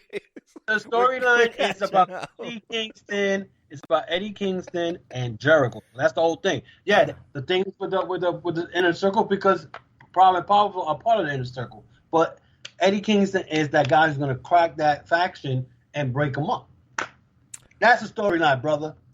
Yeah, I know, but this was a boring segment. Anyway, we see Adam Cole and the Young Bucks attack Roppongi Vice's Trent Beretta and Rocky Romero, only to be interrupted by the debuting Switchblade, Jay White of New Japan Pro Wrestling. New Beretta into a production truck to put an exclamation point on his debut. Monty, how big a deal was this to have Jay White on Dynamite? It's a huge deal, man. He's like one of the biggest stars in New Japan. Like I told you once before, like it was just awesome to see him in AEW, like in front of this new audience who can finally get to see what a lot of us New Japan fans have been seeing, even ever since his younger days. You know, I remember when Jay White was a young lion. You know, and you always notice the non-Japanese young lions, even in their gear, because they're obviously not Japanese. So, like Jay White, to watch what he became as the years went by, and like what he like the star that he is, like he's New Japan's like top level. Like when he's in New Japan, he's fighting with the Okadas, like the world champions. He's the leader of the Bullet Club. You know what I mean? So, you know, he is a major star in New Japan. So to have him there, and what he's been doing in Strong has been awesome also. So like, you know, having him on AEW television is just awesome to see. And it's a big deal, especially like I said, not to just me, but like I said, it's a big deal because a new audience are you know, getting a chance to appreciate what we all have, a lot of us who watch New Japan are already familiar with. Yeah, New Japan's Grand champion. Yes, the youngest, quickest, the only one to do it, won every single title there is to win in New Japan, and he did it, you know, really quick too. Like, so Jay White he's like I said, he's the man, and I think the more they use him, if he's used properly in AEW, the better and accustomed more casual fans will become to him, and you'll really understand what makes him so good, because he's great on the promo, he's great in the ring. You just gotta let Jay White do what he does, man. I love it. Even though I'm not really so cool with the whole him being cool with the Elite, because, you know, in the whole New Japan, the Bullet Club really was not cool with the Elite after they had left New Japan and all that. So him rekindling that friendship, but there's a lot of stuff going on in the Bullet Club. Don't get me started on that. That has nothing to do with this, but but yeah, this was great to see, James. Well, in the arena, we see Cassidy, a private party, hit the ring, accompanied by Mark Quinn and Matt Hardy for the face of the Revolution. Who would be his opponent? Well, it's the debuting free agent Keith Lee, and Lee steamrolled Cassidy. I mean, I loved this. A fair play to his eye for bumping around. He flew off that bill as well. Matt Hardy quitting in the match like Jeff did, with even Tony saying it was erratic behaviour. Lear with a near perfect debut. Gina, what do you think of Keith Lee in being all elite? I was so excited, but I'm not going to lie, I had it ruined for me. I was so upset because it was such big news. I would have been so excited coming home from work and watching it and seeing it, but instead I got it ruined by YouTube, nonetheless. So cheers, YouTube. But yeah, that I was so excited. Keith Lee definitely wasn't utilized as much either, similar to Cesaro, and I think they could have done some great things with him. So I was really excited to see that I'm going to get to see him on AEW, and all the prospects already that I'm thinking of who he could have feuds with. I'm already excited with what they're doing with him, putting him in this big match with, you know, other big powerhouses. It's going to be so exciting to see. So, yeah, I was pleased. Yeah, about that, it was good to see a talent of Keith Lee on Dynamite. Then we see a smiling CM Punk walk through the curtain and acknowledge that he had found a partner to battle FTR. That partner, John Moxley. This was a great tag match. We see Mox suicide dive into the other three. FTR sending Mox through a table. Punk got the hot tag. Doomsday device to FTR. Moxley grabbed the rear naked choke and hold, and Punk taps out Wheeler, but referee Aubrey Ed was out of position. Tully Blanchard interfered, but Ed to go to sleep. Wheeler did too, leading to the double finisher by Punk and Mox and FTR, which looked as sweet as fuck. Jaxie, what did you think of this match? I mean, yeah, the whole sort of team up with Punk and Moxie, just you had me sold. I was like throwing my money at the TV, even though I've got like no money, so it was like Monopoly money. It was just everything that you wanted as well. Just seeing that you could see the excitement from both Punk and John Moxley in this match, and it just added to the excitement of the match. For me, I just thought it was one of those ones that deserved a This Is Awesome champ, because it really was an awesome match. Yeah, I mean, Mox and Punk worked really, really well. Then we see Jade Cargill defeating AQA. AQA trained by Booker T. Now, it's a nice-looking shooting star, but there's a reason why Jade Cargill is 27-0. Fantastic stuff there. And then we get the Serena Deeb introducing the Professor's 5-minute rookie challenge. Her opponent was Katie Arquette, where Deeb outclassed and out-wrestled her opponent, making a tap-out to the Serenity Lock. And then the main event, Texas Deathmatch for the AEW World Championship, where we see Archer produce a handful of steel chairs before revealing a barbed wire wrapped one. For utilising it, Archer delivered the blackout from the ring onto the edge of the ring steps in a jaw-dropping. So, I mean, fuck me. The stairs are difficult anyway, but that spot in itself looked vicious. Page recovered, wrapped the barbed wire around his arm and rocked Archer twice. He delivered a big German suplex and then used the referee to deliver a buckshot lariat, driving his challenger through the table. At ringside, Paul Turner made the count as Page retained the title, and afterwards Adam Cole made his way to the ring, grabbed the World Championship and draped over Page's shoulder as the commentary team discussed the possibility of him as the next top contender. One, what did you think of the main event? The main event was pretty good. There was that choke slam or the power bomb on that damn steps.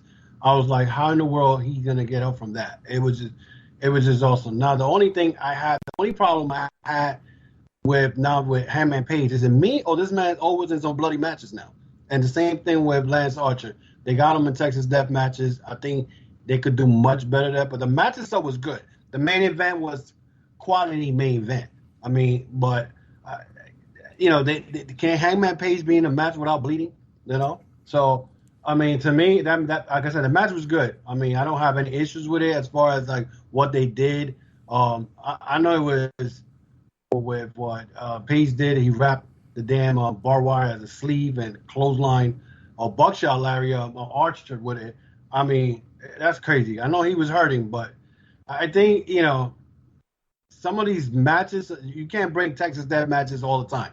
And Lance Archer, what I've been seeing lately is he's always in some Texas Death match or some crazy match, and I mean, I don't mind him being violent and doing power bombs on staircases, but it sometimes gets a little crazy though. Yeah, I bet this was brutal. I mean, very, you got very to fast. give it credit where it's due. You got to give it credit where it's due, though, in terms of the match. Both men fought with like the top rope, non-existent, and I think that's pretty difficult to do. You would be probably as a wrestler, you'd like to think that they're so used to there being a top rope that any one of them could have easily fucked up and just imagine that it was there and then fell out of the spot, but not one of them did. So I actually think it was quite a good main event for it being on not a pay-per-view show. Yeah. I mean, like I said, the match itself, I had a problem with it because you said the top rope. I totally forgot about the damn top rope. But I know that move that Page did to do the buckshot lariat, that he went over the referee, that was cool.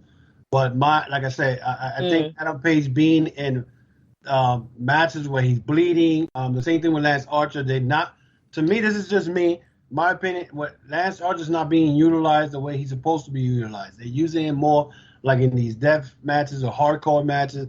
This guy, I seen him wrestle in Japan, and he could give you a good match. He had a great match with Will Ospreay about 3 years ago. And the G1, I don't know if Monty remembers that. When I think he beat Will Ospreay. This guy could wrestle, but they got him, they got him in these Texas Death matches and certain things. I think, he should be utilized better. Now, like I said, I don't have a problem with the match. The match was great, but I think these two guys, and is it me or Hangman Page has? And I think I told Jane, is it me or Hangman Page has that title reign the same way where Kenny Omega was chasing Okada, and once he got the belt, it's like it got a little lame. Is it me or I'm just bugging out? Well, it's interesting to think. It's you. No, I was going to ask. One of the questions I was going to ask, and I didn't think we had enough time for, was: is there a problem with AEW World Title reigns? Because apart from when they won the title to when they lose it, the in between, I don't know how much good matches or memorable stuff comes from it. And again, I'm not having to go at Kenny Omega, but I remember him obviously winning the championship from Mox and losing it to Page. I don't really remember much in between. The same with Moxley's run. He might have had a couple of good matches, but I can't really remember it. And even with Jericho, I remember him beating Page for it and obviously losing to Mox. But in between that, the reigns themselves maybe haven't been great. And I'm glad that you've mentioned that over one. Well, Moxley got caught in the pandemic. Yeah. So he won the belt in February, and then the next month we had the pandemic. So, I mean, I think some of his matches, he wrestles like that crazy style, whatever. But with Adam Page, the storyline, him chasing the belt, was a great storyline for almost a year and a half. And then he finally wins it. And it's like, don't get me wrong, he has had some great matches with Bryan Danielson twice, and then he just had the one with Lance Archer. But I don't know. It's just me. It brings me back when Omega was chasing Okada for almost 2 years for the IWGP belt, and once he got it, now he wrestled some good matches, but it was nothing like the storyline. You know? I think y'all jumping the horse, man, because like Danielson was damn good. Like that rivalry was damn good. I'm not saying it wasn't good. You got the Omega stuff. You got the Danielson, and then I know the Adam Cole story. Like you said, storyline wise, you're right. Like maybe they don't put the same effort as like they put in the chase of the champion towards the storyline to get there as they do as the keeping the story going while you are the champion. I can get behind that, but I think Hangman's run is really only really getting good. If you see what I'm saying, like he hasn't even really got a chance to get his feet wet. Like are our attention spans this short now with title reigns? Because I feel like the same thing happened to Big E. I had people telling me Big E's reign was horrible before it happened. And yeah, he lost sometime early in that reign where he shouldn't have. But like, do we lose interest that fast now? Like, give it a shot. Like, it's not. Bryan Danielson just ended a few weeks ago, right? Like, that wasn't that long ago. But we already, begging for more. And him and Adam Cole can kill it tonight, and it wouldn't be a problem. Yeah. It just depends. The issue is, though, the match quality is there, in my opinion. Well, unlike the stories, you're right, but the matches are there. Well, WWE have long-term storytelling with the world titles, you see. So I guess the what? Oh, you mean never-ending storytelling? Never-ending. Brock Lesnar and Roman been fighting since I was a sophomore in university. I'm an adult. I'm grown now. I'm graduated twice. That's a 6 year. That's a 6 year storyline. Exactly. Long-term, 2015, man. Right, we'll move on to Rampage, February 11th. We've got the Young Bucks versus Roppongi Vice. The Bucks won with a BT trigger with Jay White coming out to dispatch Cassidy afterwards. Great tag match, felt very NJPW. Britt Baker beat Robin Renegade. This was one of my favourite things, probably ever. Been promising on Twitter she's going to lick a lot of arse on Dynamite. I mean, you can't really beat that. And like I said, she did get her ass licked. Hook killed Blake Lee, and in the main event, Jurassic Express versus the Gun Club for the AEW Tag titles. Golden Jungle Boy won the belts, but the ref was distracted, but he only scored a 2. After that, Jungle Boy was able to get the win for his team to retain the titles. And I wonder, will Austin Gunn have a growth spurt? Gina, what did you think of the main event of Rampage? It was good. I mean, I definitely enjoyed it. I think there's a lot of in-depth storytelling that they're trying to tell here and putting more different stories in place. And it's really fun to watch this come apart. Yeah, I enjoyed it. That's it. Yeah, that's fine. I'll just give you a chance to talk because otherwise me, Monty Eltman, will just be like, bah! So it's like. No, I'm enjoying hearing your arguments. I'm looking to choose my side. Who's got the better arguments here. Oh, so it's definitely I appreciate all the support. I really do. I'm glad where your bread's buttered. I appreciate it. Well, it's always great to have you on the WNR podcast. I'm just saying. I look forward to my next invite. Well, we move on to Dynamite, February 16th. CM Punk sat cross-legged in the centre of the ring. He said he's proud that the foundation that he laid for his career. He's want to inspire the entire locker room. He revealed the rematch will take place at Revolution, and it will be a dog collar match, reminiscent of Roddy Piper's time in Portland. It's an epic with Greg Valentine in Starrcade in '83. Punk teased MJF with a picture of the two of them from years ago. He said, the price you paid to meet me that day will pale in comparison to the price you pay on March 6th. And I know WWF dropped the mic and walked out the arena left speechless by his rival's revelation. Jaxie, what do you think of this mic work with Punk in the story with MJF? Again, yeah, it was entertaining. Punk can't really do no wrong on a mic, can he? Really? I think each week that either it's a Punk or MJF sort of led promo, but just everything between these two right now is what's drawing me in. I just think that MJF is the perfect heel, and I'm loving seeing the progression and the growth that's coming with him, and having him work with someone like Punk is just. You can't do no wrong. You can't get no better. And I just think that this is one of the storylines that they have done well within AEW. It's left me really excited for Revolution, see what's coming next.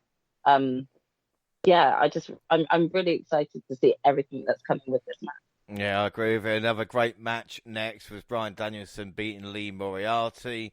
And there was one moment where their legs locked and their bodies contorted in headstand. They threw in punches, and like I said, no, this is an awesome chance. The crowd just got up and just started going mental. Bryan is as good as ever, and afterwards, Danielson demands an apology, an answer, to his proposition to Jon Moxley for a union. Never beat him ever again. Moxley admitted he could not think of a good reason to say no. He then wanted is the American Dragon offering because he doesn't want to fight Moxley.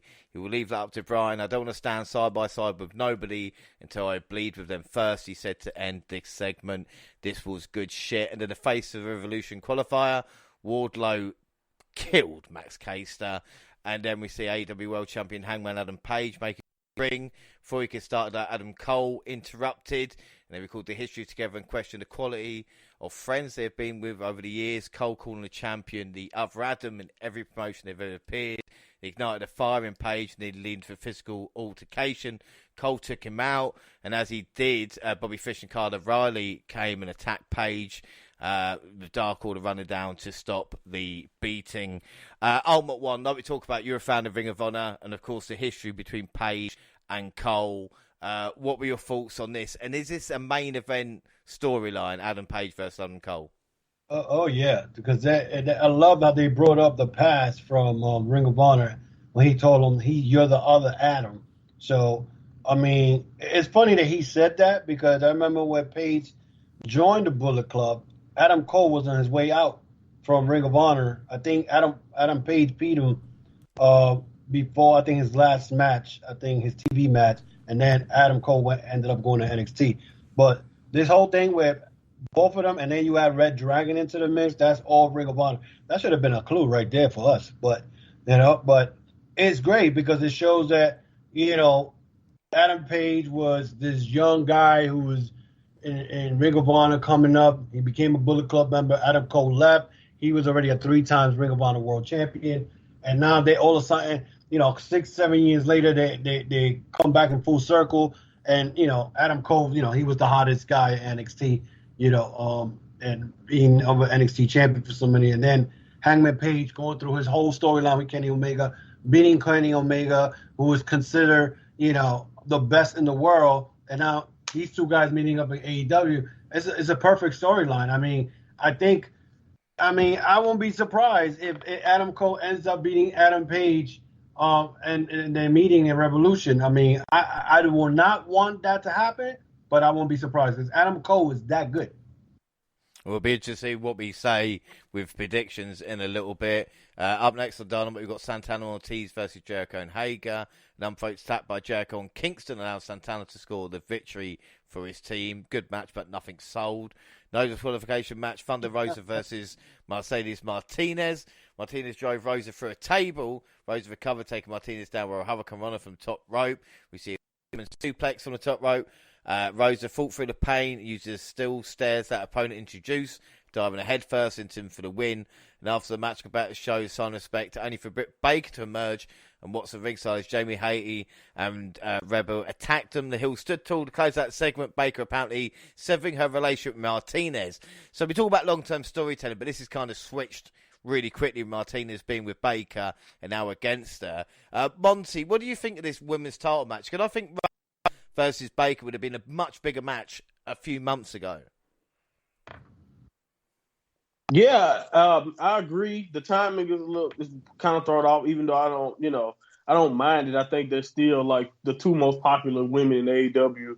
So putting them against each other at a big show like this, it is a big deal either way, especially if you are still tying into their history from their awesome match that they had. But the thing I don't like the most about this feud so far is that it just don't seem like it has the right energy that it should have to me for some reason. And the only reason why I say that is because, like I said, they're the two most popular women, in my opinion, by far on the roster. And I just don't think, if you go through what they went through in that unsanctioned match, like it was very, very physical. And this is very tame, in my opinion. If you see what I'm trying to say, it don't feel as personal as it should be. Or, I think the match probably still end up being great because they're both really good. And we know what Thunder Rosa can do. But for some reason, this feud, like all together and all the actions that Britt Baker has taken so far, of course, I know she's a cowardly heel, but relying so much on Mercedes, and then like you said, the turn, and then like with even already having Jamie Hayter and Rebel, so obviously you're afraid of Thunder Rosa, but you still talk a big game. So it is a little story there, but it's just like I feel like it could be way more intense. Because, like, if you think about what they went through in that match, I don't know why it's not like a blood feud, if you see what I'm saying. Like, it should be personal, more personal than it is, even though they've done their best, I think they can on Rampage and Dynamite with what they've had. But I just think maybe I'm missing something, but I think the energy should be a little bit more intense in this feud. Yeah, no, I completely agree with you. And then the main event, TNT Championship match, Sammy Guevara versus Darby Allin.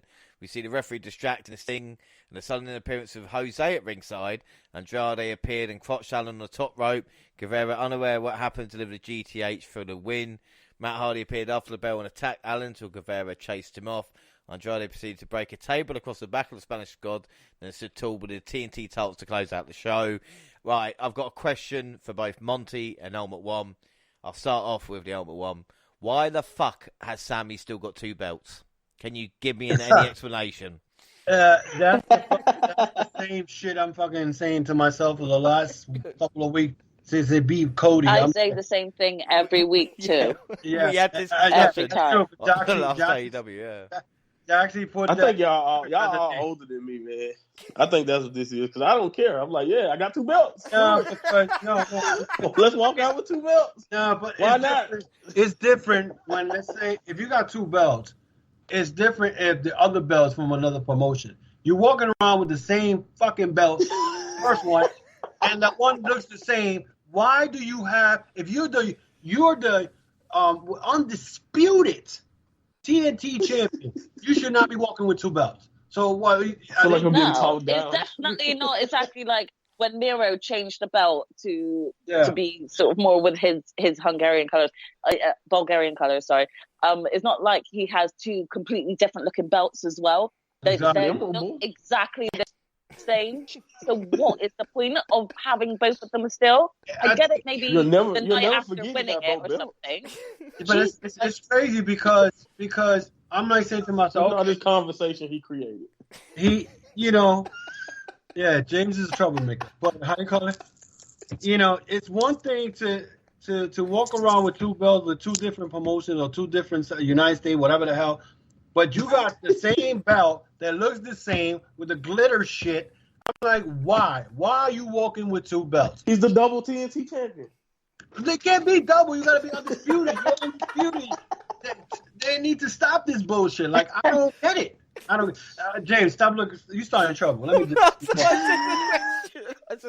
I was just wondering why. It just didn't make any sense to me. I don't mind. The only way it makes sense. The only way it makes sense if they have a ladder match and then whoever goes up to grab the belt, they both grab each belt, like double champion. No, there should not be no. Listen. It was I agree with you. I agree with you. Freaking match with Cody. So why the hell is he still walking around with Cody's not even in the company no more? Damn it! It's in loving memory of Cody. There you go. When he comes back with Ring of Honor, he's going to take that belt. It's a reminder. Well, yeah, when Cody comes back, he's coming back. He's taking one of those belts to Ring of Honor. Anyway, we'll move on to Rampage, February 18th. Adam Cole beat 10. powerhouse upset Dante Martin. I mean, I say upset, even though he's twice the size of him. It's going to be a big man, a ladder match. I loved Jade Cargill's attire as well, which was just something else. Angelica took a risk accepting Serena Deeb's 5-minute challenge. Deeb made short work with exquisite submission. And in the main event, Jay White, AEW in-ring debut versus Trent. This was a really fun main event. I think Jay looked like a main event. Gina, I'll ask you actually, because with Jay White, you're not as accustomed to him as maybe some others here. What did you think of him on Rampage? I mean, I really enjoyed that match. It was really insightful to see. I am going to be a total noob here in saying I was watching Rampage, speaking with Jaxie on the PlayStation chat, and I kept calling him Adam Cole, not Jay White, because for some reason I just thought he looked like Adam Cole. I knew it wasn't him, but I just kept saying Adam Cole, and she kept saying, "You mean Jay White? You're talking about Jay White. He's the one who's wrestling right now." So it's just to take some getting used to seeing him around. But I was really excited to see that him fresh and new, because I hadn't seen him in any matches before. It was really fun to watch. His name is Adam J. White Cole. Adam J. White Cole Page. That's what we're Oh my goodness! All that work he did on his body, and he gets mistaken for Adam. Adam Cole saying Adam Cole's not got a nice body? Is that what you're saying, Monty? He's not ripped like Jay White. Come on, man. Jay White is like, he shows off his abs purposefully all the time. That's all I'm saying. I'm just saying Jay White's a body guy. If that's the case, Cesar Bononi should be fighting for a championship because he's in great shape. Don't get me started on that. When I saw what he did with Wardlow, oh my God. Don't get me started. Yeah. We'll move on. To get his ass whooped like that. Next Dynamite, February 23rd, we saw the top tag teams battling for the right to advance to Revolution, the challenge. We have teams involved: Gun Club, FTR, Kyle O'Reilly, Bobby Fish, Tomorrow, Young Bucks, Butcher and the Blade, Best Friends, Santana Ortiz, Private Party, and the Dark Order. We're, of course, the tag champs watching from the stage. We left with individuals from 6 different teams. Matt Jackson and O'Reilly eliminated Santana and Beretta, putting an end to their championship aspirations. With Jackson, O'Reilly, Silver, and Dax left, the crowd came alive with chants of Johnny Hungy, obviously favouring a jacked-up underdog. Previously eliminated Fish, assisted O'Reilly, eliminated Harlowood. Jackson and O'Reilly double-teamed Silver, dumping him to the floor. O'Reilly quickly played Jackson, sending him to the floor, and punching both he and Fish's ticket to Revolution. And after the match, Page hit the ring, laying to the victors in retaliation for the callback last week. The Bucks walked out, refusing to help O'Reilly and Fish, and Nicole hit the ring, quickly found himself in peril. His buddy saved him. When the Bucks watched on, Silver sent O'Reilly back in the ring to eat a buckshot lariat. I mean, this was good, but how good can Battle Royals be? Jaxie, what did you think of the opener? It was actually a really great Battle Royale, in my opinion, for the teams featured. And I say that because obviously we got a picture-in-picture at one point, and it seems to me that from what I could make out from the small picture was that we got Bear Country and they were quickly eliminated. Same with Brian Pillman Jr. and Griff Garrison. So that at times I think they were just like, not the relevant spots to be having people come out. But I mean, that's timing wise is it can't be helped. Overall though, I thought it was great. Can we just actually give it up for the return of Darius so that we now finally have Top Flight? I am so excited to see Top Flight go further than what they had the chance to do before he got injured. I thought he, was given. I think they booked it well in terms of giving him a bit of the limelight, because Dante has done so well, solidifying his character and his stance in AEW, that I felt like we were giving Darius the chance to do the same. And he went hard. He went in there and he was like, I need to show everyone what I can do. And he did it. He stood up against the Young Bucks at the end. And I think that there were some really great moments between them that made me very excited to see Top Flight versus the Young Bucks at a later stage. I just thought overall this was a really good showcase of the amount of talent that AEW have in terms of their tag teams. And when you do actually compare it to the tag team stature of WWE, it really puts WWE to shame, because they have so many talented tag teams that you could probably guess from a whole bunch as to who could have gone on into the Revolution tag match, and you wouldn't have even said, yeah, I can't imagine them to not become champions. There's so much talent there. So yeah, it left me really excited to see who was going to join. I don't want to be that guy, but I think you're talking about the battle royal that happened the week after. Like I said, that's AEW's fault. No, Why have Why two did battle you- royals? Why have two tag battle royals? Because Like it's you a said, it's triple silly threat. booking. That's why. Oh, I'm so Yeah, this is the sorry. Red I got so Dragon. confused. This is a Yeah, normal she was I battle am royal so sorry, before guys. they had the casino battle royal. I got so excited. She was happy. I to am see so how- sorry. No, it's She fine. was happy to see how- We'll ask you Okay, what you well, thought of that in a bit. It's fine. I'm It's fine. It's fine. excited. Well, we move on to Maybe get MJF. someone else's opinion about this one. Yeah, come back. We got MJF's promo. Talks about his childhood traumas, meeting Punk at a signing, onto the pay-per-view match. He swore he would not quit, no matter how bad he was beaten with a steel chain in a dog collar match. Punk made his way to the ring, asked MJF if his promo is real. The response, the walkout, drew boos from skeptical audience. MJF went away, so he can do a face promo.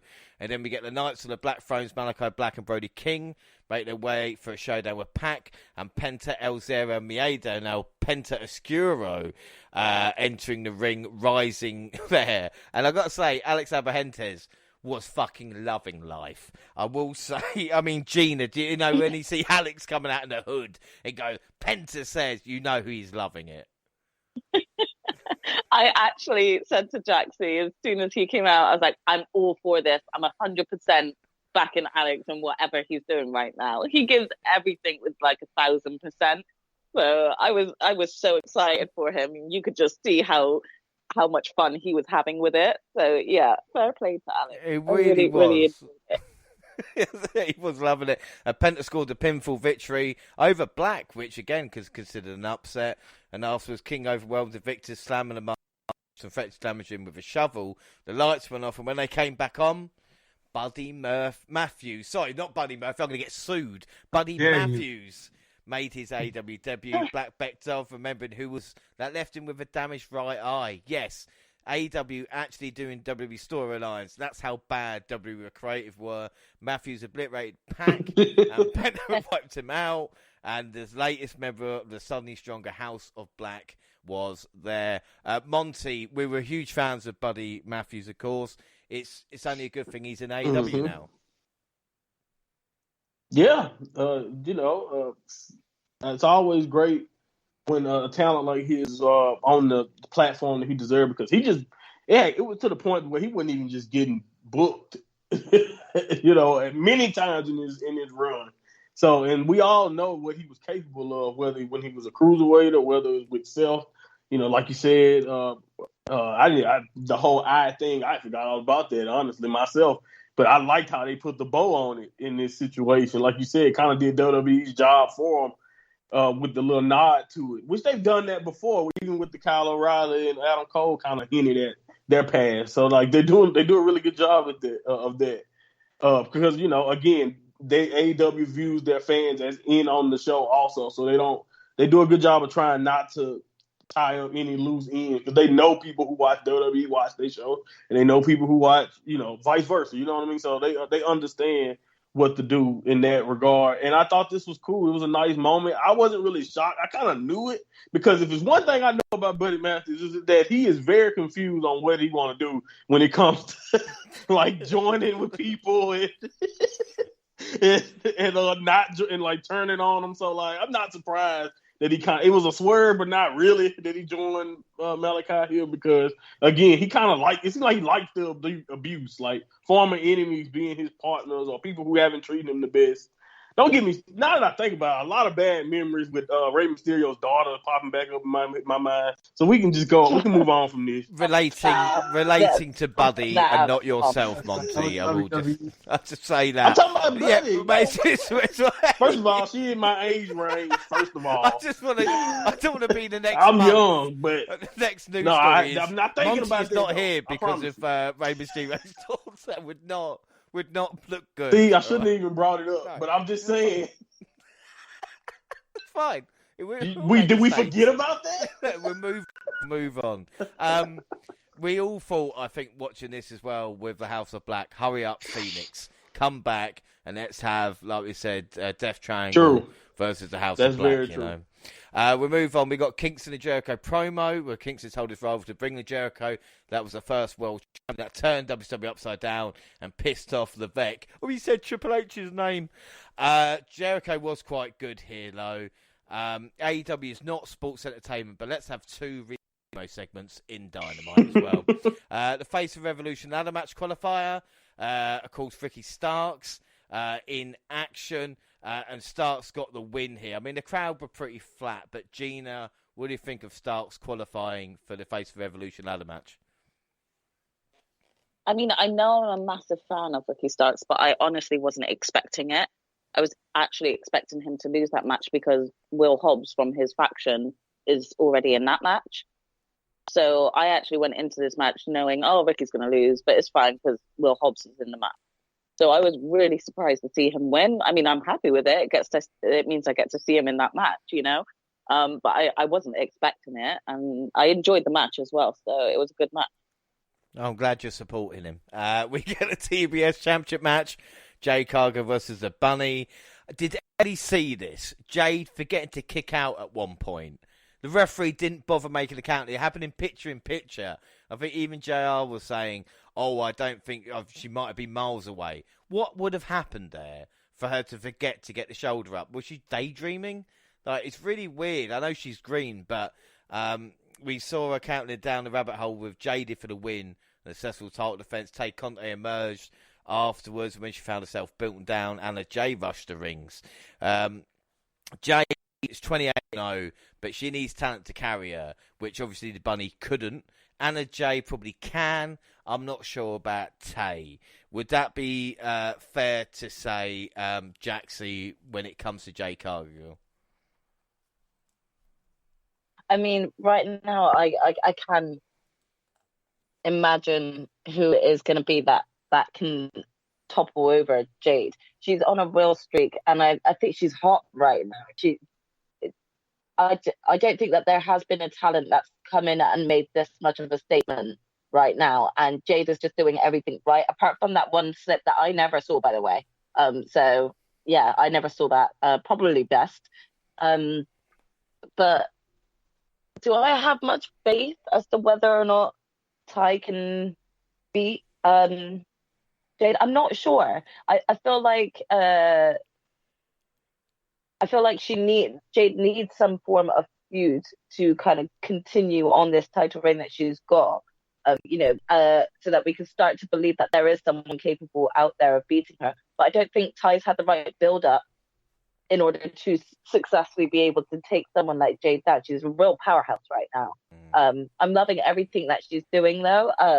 So I'm not really sure as well whether or not I'd want her streak to be ending by someone like Ty right now, if that makes sense. Yeah, no, I would agree. It would be interesting to see what happens. I'm sure she'll get to 50-0, but it'd be interesting to see. Much like Britt Baker as well, the fact we've got two really strong women heel champions now, and we need the faces to build momentum to be able to challenge and win, to become a big pop, much like Paige did with, of course, Omega. And then the week's main event, Bryan Danielson squared off one-on-one with a man he claims she stands side by side with, Daniel Garcia. Danielson countered a dragon screw and stomped to the face of the opponent. A triangle sleeper followed, and Garcia passed out.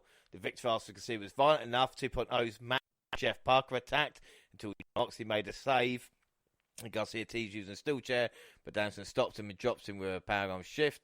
Dancing in a chair in hand, challenged Moxley to a match at Revolution. Don't be surprised if you're the only person bleeding, he said before coming face-to-face with the former world champion. Now, Ultimate One, I'll ask you what you think about the match, but I don't know. I maybe would have had a more exciting main event and matches throughout. I mean, this is, the debate would be young guys, like on Strong or New Japan, young guys fight young guys rather than event talent because they have to earn the right. Or am I wrong here and I just get used to what I'm seeing on Dynamite? Well, listen, that match between Daniel Garcia and Bryan Danielson, that was right there, New Japan style wrestling. You got a young guy who's been wrestling probably 3 or 4 years, and he's probably going to be the next Zack Sabre Jr.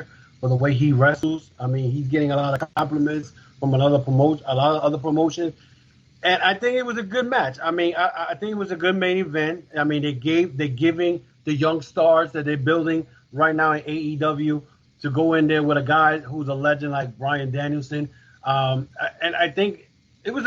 I mean, I'm sure a lot of people expected a better main event, but once in a while you're gonna have stuff like that, and I think they delivered. To me, honestly, they did deliver.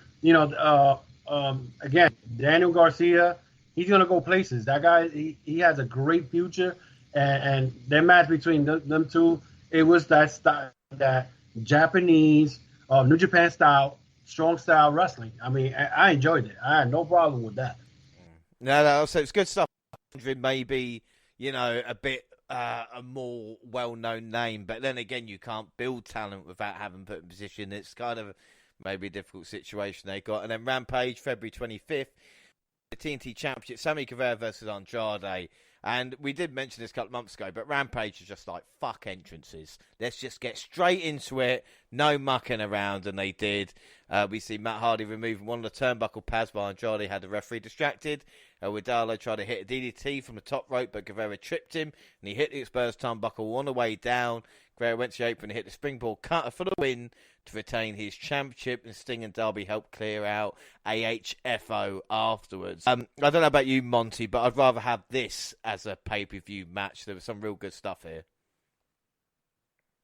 Yes, I agree. This is definitely pay-per-view level competition here, but from both guys. Like they both shine. Like, oh my God, some of the stuff that Sammy is willing to do, and just how good them styles mesh well together. Also, but like I just gotta say, overall, to say what you want about Sammy Guevara, this is so far really, really impressive TNT title run he's on. Like, he's defending it all the time, and this is just a top-notch level match that I really enjoyed all the way through. And it's just like the great moment. I knew, and this is what I feel. I told you guys how I feel about the Matt Hardy family office, or the Andrade Matt Hardy family office. And as soon as Matt Hardy had something to do with this match, I already knew it was just going to end up costing Andrade, because that's just the type of bad luck this whole family office angle is all together. I just really can't wait till they split this up and something else happens or whatever. But either way it go, I've said that many times.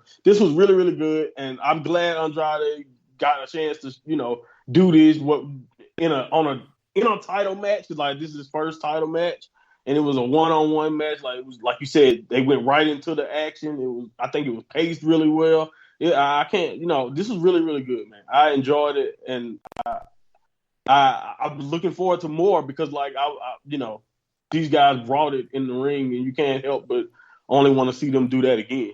Without a doubt. Well, we see Wardlow killing Nick Comoroso, but he did put up a fight, and as soon as she entered the ring, Deeb took out Kayla Sparks with a clothesline, using a robe as a weapon and stretching her with illegal submission, and after punish for a minute, Deeb applied a Serenity Lock for the win.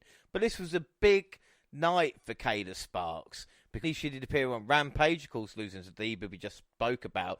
But she was on SmackDown as well, on the Los Lotharios Kiss Cam, getting kissed by those two studs. So, yes, again, in history, there is a person on an AEW show and WWE on the same night. We then have a short contract signing with Britt Baker and Thunder Rosa. Jaxie, I'll say this to you, because you and I have probably got this common ground of women's wrestling in AEW. this match should be treated bigger. We touched on it earlier with Monty. That contract signing should have been on Dynamite, and it was just like a 5 or 10 minute segment on Rampage. It's not right. This match should be treated bigger. Yeah, so I do have to agree with that to a certain extent. I do think that something like contract signing should be on something like Dynamite, where not only does it have 2 hours, a 2 hour slot, allowing for more wrestling to be on a 1 hour slot on Rampage, but this should have been treated more as a bigger deal. Like, you wouldn't have Hangman Adam Page signing his contract on like a nothing other than Dynamite. And for me, this is actually one of my more anticipated matches. I love both these women, but I also loved their unsanctioned match. I'm excited and eager to see this. It hasn't had necessarily the best of build-ups, but anyone who's been a fan of their previous content is kind of ready to see a round 3 between both Britt and Thunder Rosa. And if they were trying to actually make it a big deal, they didn't really do it justice by not having it showcased on Dynamite. Yeah, I mean, say what you will about WWE, and one usually will, but the women are main event in WrestleMania for a 3rd time this year, which is WWE's biggest event. And I think it just shows you still the kind of differences in each company. But like I said, it's not like the talent's not there. It's not like we haven't got on Dynamite and Rampage, assuming with Deeb and Cargill. But we just need more time, just more time to bring the stories to develop. We then get the face of the Revolution ladder match, which is Anthony Bones versus Orange Cassidy. After a rap battle, Words to Your Mother had me spitting my drink out at that point with Orange Cassidy. Danhausen decided to keep Case from attacking Cassidy. This led to OC hitting the orange punch for the win to earn a spot in the ladder match. I thought this was good stuff. I quite like Orange Cassidy and Danhausen. Gina, what do you think of these type of characters? Because I think sometimes maybe construed as comedy characters, but I quite like Orange Cassidy and Danhausen. What are your thoughts? I mean, I really like Orange Cassidy. When he first came into it as well, I questioned how good he was as a wrestler, first of all, but he quickly put sort of me down with that. So I really do still like Orange Cassidy. I don't know Danhausen from before he joined, so for me, I am kind of looking at him like, oh, he's a bit silly, but I don't know. I think like because I know that he's popular with like everybody else, and everyone seems to like his stuff. I'm inclined to like him, but there's not really much that I'm like impressed by him by, if that makes sense. No, I think that's like I said. It's a question. Some characters can, funny equals money, and with Orange Cassidy, I think he's got enough in him. It's like Danhausen as well, but there's some people that just completely kind of will reject him from the off. But that was Rampage. We move on to the last Dynamite, and as we spoke about Tony Khan's announcement, the only thing that annoys me about it is to be another hour of TV I will have. I'm going to have to try and fit. How am I going to fit in another? That's why I've not gone to NWA or anything like that yet. But it will be interesting to see what they do. And following Khan's on-air announcement, there was a true Ring of Honor throwback as Bryan Danielson fought Christopher Daniels in Dynamite's opening match.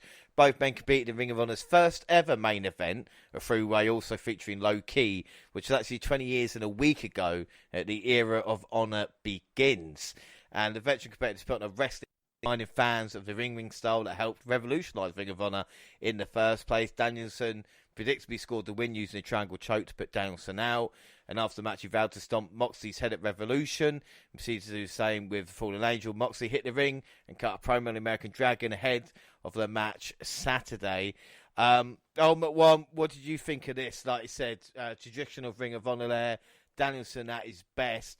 And, of course, heading to face Moxley at Revolution. Well, I mean, we talk about this week's Dynamite. I just want to make sure. Yeah. Okay. So, this was a great way to start the show, especially with the fact that Tony Khan had just announced that he had just purchased Ring of Honor. And then on the 20th anniversary of the first match ever to happen in Ring of Honor between Danielson and Christopher Daniels, I mean, it was perfect. I mean, I mean, we knew that Danielson was going to win, but it was, to me, it was like more of a flashback from back in the days when I saw them wrestle their first match at Ring of Honor. So it was cool. I mean, we knew, like I said, we knew that Daniels wasn't going to win, but it's a great way to make it look now that that Bryan Danielson and Moxley, we don't know what we're going to get, because, Moxley is more of a brawler. Danielson, he wrestles a certain way where, he could beat you in 20,000 ways. So it's a good setup, and kind of shows that, what to expect. Because in reality, we don't know what we're going to expect between those two. I mean, hopefully it's a classic match, but seeing Daniels and Danielson start off Dynamite, it did brought me back a lot of memories. So, it was worth it. I think it was a great way to do it. I mean, he just announced they purchased Ring of Honor. Yeah, I said it was a really nice touch. And believe it or not, Christopher Daniels, it was his first match in AEW for 10 months. A very long time there. And then we had the third and final spot in the three-way dance for the AEW Tag Team Championship in the Tag Team Casino Battle Royale. We had the Acclaimed, Top Flight, of course, like we said earlier, Darius Martin making his comeback after a year out. FTR, Butcher and the Blade, Best Friends, Santana Ortiz, Dark Order ×2, the Young Bucks, Rowan Nemeth and Pete Avalon Gun Club, Brock Anderson, Lee Johnson, and 2.0. And like you said, Jaxie, when it came down to the Bucks versus Martin, and a really great exchange there, but the Bucks coming out on top thanks to Red Dragon. One of the funny things with the Acclaim coming out, mentioning Glenn Jacobs as well, actually. But this was a long match. Like, I was glad we weren't getting something like this on a pay-per-view, because there's some days it was longer. It was longer than the last week's Battle Royal. This one was a little longer, but it gave time, like Gina said, and I think Jaxie also said, it gave time to Darius. It gave Darius a chance to show off his skills. He's been out for almost a year. So it gave him time to, to actually show that he's back at 100%. And Top Flight's a team to watch in AEW now. Yeah, without doubt. Well, we see CM Punk make his way to the ring. He addressed the MJF promo from last week, went back and forth with himself, questioning whether he's a good guy or a bad guy when he looked in the mirror. He said he attacked Dean Malenko whilst suffering Parkinson. MJF had a guy, Brian Pillman, and everything like this as well. He extended his hand to MJF, who made his way out, who embraced in a hug. The moment lasted just seconds. A low blow from a chorus of blues, a heat seeker, and then Wardlow and Shawn Spears came out, producing a dog collar, and Punk was bloody and beaten. What a blade job it was from CM Punk, with Punk hanging from the dog collar, and MJF then recalling a promo that CM Punk had done in Ring of Honor about 16 years previously as well, about saying the greatest trick the devil ever pulled, making the world think he didn't exist. This was really good stuff. My only complaint, and I don't know what you think, Monty, is maybe this should have done a few weeks prior for the pay-per-view, because at the moment we know we're getting Punk v MJF. If they'd done this 4 or 5 weeks previously, we might have thought, well, MJF is actually turning at this point, and the impact would have been bigger. Yeah, I mean, maybe I can understand that, or possibly doing it like the night he announced it instead of running it away that same night. You leave a message like this, you know what I'm saying? When he announced that it would be a dog collar match, like that also could have made a little bit more sense. But honestly, I didn't mind this. Like I expected it. Even when he gave the promo, I was just like, he has been the most unredeemable. MJF, I'm talking about, has been the most unredeemable, like heel. Like you can't redeem MJF much at all. You know what I mean? For anything he's done in AEW. So I didn't really believe him, even if he did muster up some tears and did give great, emotion in that promo. So when the hug happened, I was just waiting on it. I think it was just all a matter of time. So did that kind of take away from the effect of it? Maybe, but no, I think he executed it still perfectly. I like where we were going. Like I said, even when AEW like in January, a few weeks back, wasn't really the most interesting stuff to me. This feud was one of the reasons why I kept my eye on what was going on, and like it kept me going. So I'm ready for the payoff for the final chapter. I'm not sure how it's going to play out, but I thought this did a really good job of setting the tone for what is it going to be. Like you said, that bloody, the imagery there. You know what I mean? It's going to be a moment for a long time to come. You can always get, like you said, AEW don't have much of a history, but you can throw this in their video packages of the future, like the imagery of that, because it was an impactful like moment in my opinion. But like you said, the timing of it, yeah, that could be debated. But I think it still set us up fine going into Revolution. All right, and the funny thing is as well, coming out with white T-shirts, and people wondering, why are they wearing white T-shirts? Right. Well, it's obviously showing the red better and the blood and having an effect more. Go on, Albert, one. Sorry, you going to say. And did you see the hole he had on his head from that ring shot? That was a bad, deep cut. There was a hole in his foot. Yeah, man. That was coming down hard. But, you know, and it's true, I agree with Monty. They should have done that a couple of weeks ago. They kind of like stalled it for a couple of weeks and whatnot. The minute I think he announced that dog collar thing, they should have done something like that. You know? I think so.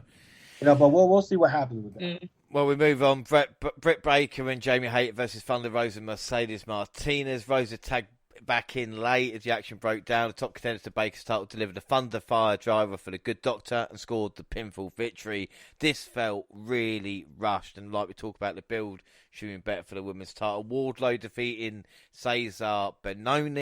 After the break, well, we did see Sean Spears trying to use his chair and Wardlow stopping him, and we had a great moment there. And after the commercial break, MJF said he would allow Wardlow to keep his TNT Championship if he wins the face of the Revolution ladder match. Not that you will win. Wardlow said that he's too busy making sure MJF wins. Assault the Earth slapped him across the face and said he'll be out in the streets to mistakes kindness for weakness, because it's not AEW who's got a contract. It is MJF with a contract with him.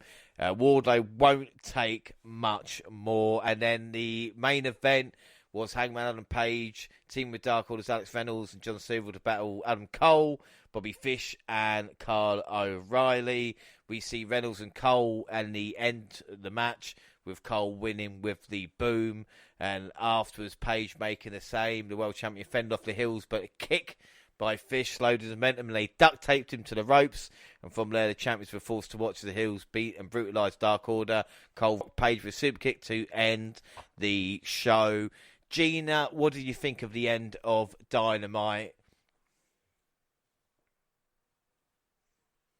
Yeah, I think it was really, really exciting. I think it's just kind of even though it wasn't the go home show because we had Rampage, it technically was the go home show for Dynamite. So I definitely think that it, solidified a lot of the matches that are going to be happening at Revolution.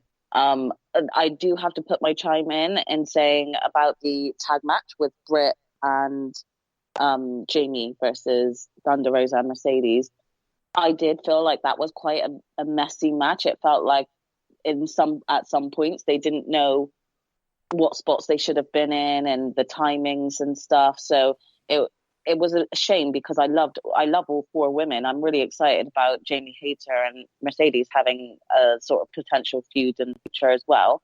But that match was really messy for me. So I'm hoping that they obviously can bring that excitement back at the Revolution pay-per-view. But to be honest, I'm still excited following Dynamite for the pay-per-view. Nothing's put me off of it. So. No, I think we're out down. Then Rampage, like we said, the last event before Revolution, March 4th. We start off with Sammy Guevara versus Andrade versus Darby Allin for the TNT Championship. Guevara hit coast-to-coast dropkick on Andrade, and Allin took him out with a suicide dive. He had a stare-down exchange and near falls. Andrade came back in. Nobbs got the pin before Guevara hit him with the GTH. Allin threw the champ out the ring, hit the coffin drop, and Guevara came back with a flying senton, and he covered Andrade to score to win to retain the TNT title. Like I said, no offense to Hardy and Sting, but this should have been a pay-per-view. Jaxie, what a fucking match this was. It was quite a banger, wasn't it? Even though Andrade hit the pin. I do think that. Yeah, I do think that it's just really a series of unfortunate events with Andrade at the moment. I'm really excited in every match he's in, but he's not winning at all, is he? No, and He's on a bit of a down streak. I'm not sure what future plans have for him. I hope it's because not he joined the continuous AHFL. Matt Hardy is such a bad luck at the moment. I'm guessing this is going to lead to an eventual feud. But I just don't want to see sort of someone like Andrade's sort of career take a hit because of this. I'm saying this because of where is Miro? Yeah. We have not seen him in quite some time. So I just really worry that, this sort of same thing could happen to the likes of Andrade, which I do not want happening. So it does kind of leave you, it was an exciting match, don't get me wrong, but it does leave you wondering, like, what's next for Andrade? Yeah, I think without doubt, and I've had a go at Sammy Guevara in the past for not being consistent or wrestling consistency, and this is the 7th title defense from him. So fair play there. Like I said, what an extraordinary way to start the show. And up next, we saw Eric Redbeard making his return, making his presence known during the segment. We saw Death Triangle calling out long-term rivals, the House of Black. Subsea squaring off. He made a crowd popping return, proceeded to clear the ring alongside Penta and Pac, scaring off Black, King, and Matthews, and saying that they're going to go to war with the House of Black on the Revolution buy-in show on Sunday night. Monty, what do you reckon of that then? Who's going in the buy-in? I only heard the last. The House of Black versus Death Triangle, so it will be Penta, Pac, and Eric Redbeard going against, obviously, like we're talking about. Got you. Okay, yeah, okay, now, okay, got you. We're talking about Redbeard debut. So, yeah, it's the last minute. I don't know how long they had this plan, because, like, I don't know the relationship that Redbeard has with the Death Triangle, but I didn't have a problem with this. This was still cool, and I think the match itself will be fun, and going right into the buy-in, I don't have a problem with it. I think House of Black, man, has a bright future if booked correctly going forward. So I just think this is a cool little first step in this journey with whatever they have going on. And the Death Triangle we know what they can do in the ring, and adding Redbeard don't seem to take away from anything. So again, seems kind of last minute because, like, I don't really understand. Maybe it's a relationship I don't know about here, but yeah, I don't mind it. I don't think it's gonna take away from anything. No, it's a bit weird what they did, but I guess with FedEx not being fully fit, right? Of course, we understand who would really be there. Yeah, who would normally be there. We have to continue the story, and then we get JD Drake versus Keith Lee. Lee caught Drake in a crossbody and powered him onto his shoulders for a huge power slam to get the win. The women came to attack Lee, but he fought off the group with ease. I'm surprised Drake got that much offense in, but Keith's got 4 days. And then we see Leela Gray had a chance to take the impressive 5-minute challenge, and she seems to have a different strategy than her predecessors. She would run like fuck. But unfortunately, Deeb did catch her, locked her in a front face lock for the submission, and Sheeta returned and whipped the ass, the leg, the head, the body of Deeb with the kendo stick. This was very good shit indeed. And then finally, 2 Canadians from Ontario did battle in Orlando in this week's main event for the final spot in the Face of Revolution ladder match. Christian versus Ethan Page. Both men were working hard to get the win, but when the dust settled, it was Cage who scored the victory to earn his spot in the ladder match. And incredibly, we talked about a couple of them earlier, about Christopher Daniels and of course Martin as well, but this is Christian's first singles match in AEW since losing to Kenny Omega at the pay-per-view last year. That's how long it's been. But again, a good match. I don't get why would they give Christian Cage this match when a guy, like you said, he hasn't wrestled since he lost the match. I thought he hasn't wrestled since he lost to Josh Alexander. That was the last time he wrestled.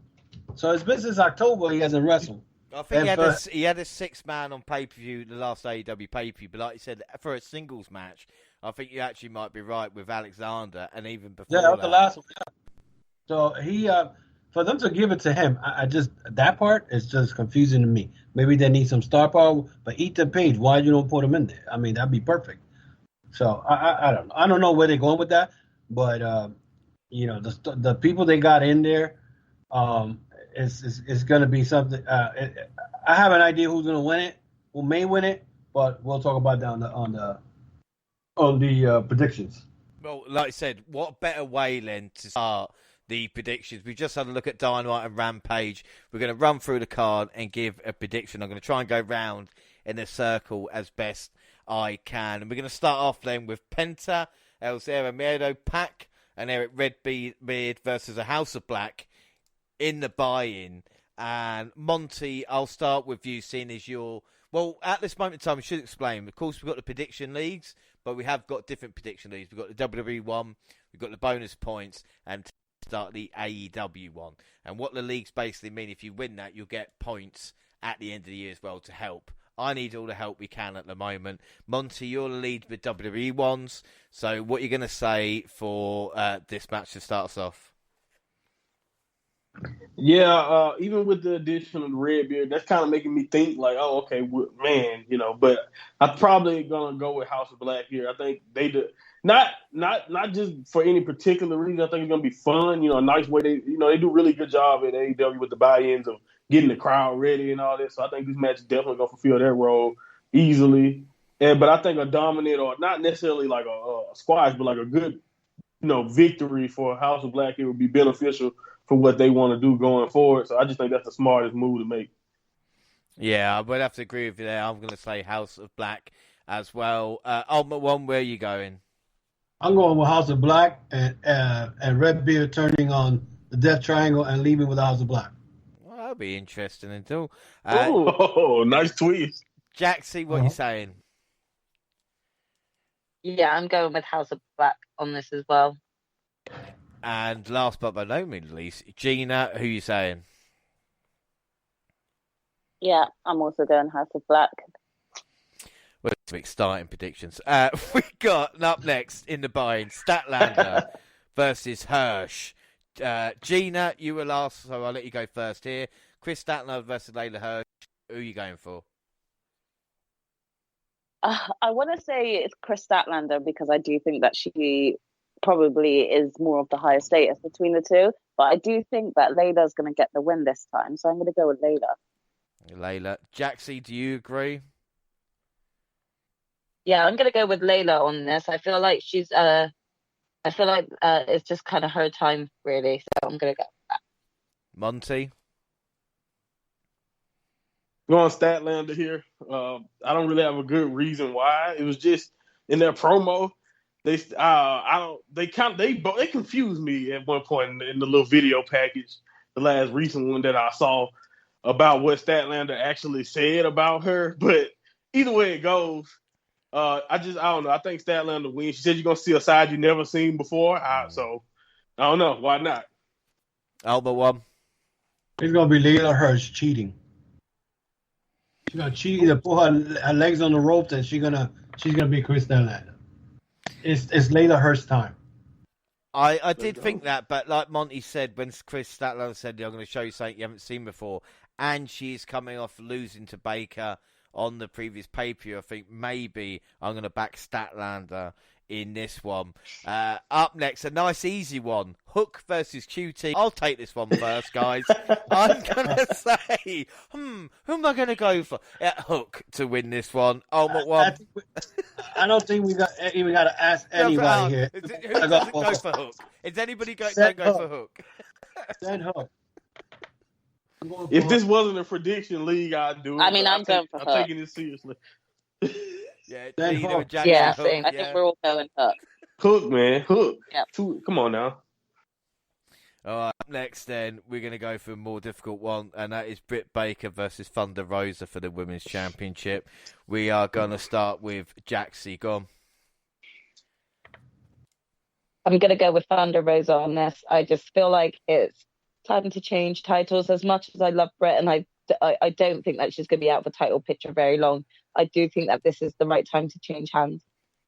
Oh, no, that's fine. And I feel like Jamie Hayter may end up accidentally... I feel like Jamie Hayter may accidentally cost her the match, like by trying to prevent stuff. So I feel like there's going to be some sort of tomfoolery, and it's going to involve Jamie Hayter that will start to enhance maybe a feud between Britt and Jamie going forward. So that's my prediction. That's fair enough. Monty, who you saying? Yeah, I gotta agree. I'm going with Thunder Rosa. It's just, I think it's time. You know, I don't think it's anyone better to hand the championship off to. I think Britt Baker is one of those characters also who don't really need the championship. Like she's over. She's gonna be Britt Baker. She's gonna be DMD. You know, so like she don't need it. Even though we definitely probably will see her as champion again. But I think it's just I think the best decision would be in this situation right here. Revolution, big pay-per-view. Make this, this should be the night for Thunder Rosa, no matter how it happens. Gina? Yeah, I agree. I'm going with Thunder Rosa as well. I definitely think it's Thunder Rosa's time, and we all got to remember that she went for the belt a couple months ago, and she lost that, even though it was a great match, and she probably shouldn't have lost it. So I do think it's her time to win it. So I'm going with Thunder Rosa too. And Ultimate One, what are you saying? I'm going to be the only one who's going to say Britt Baker, and I'm going to tell you why. Thunder Rosa pinned Britt Baker this week, right, in a tag team match, right? What happens when I agree. Number one contender pins the world champion in a tag team match? I know. And will win the next match. I'm going for Britt Baker. Old school booking. Yeah. What I'm saying is, like, that's why I wish that damn match do this and not. They try to make us think something, okay? So even though that is true, and I did pick up on that, at the same time, I also feel like they're trying to make us think that, to throw a curve and show that Thunder Rosa still can do it and still can beat Britt this time too. Yeah, exactly. Like we all saw during that tag match that, like, if Mercedes hadn't taken out both Rebel and Jamie Hayter, then Britt ultimately probably would have won. But the minute that those two were taken out of the equation, like, Thunder Rosa pinned her. And I think that is the one thing that they're trying to throw us off of. They want us to think that Thunder Rosa doesn't have a chance.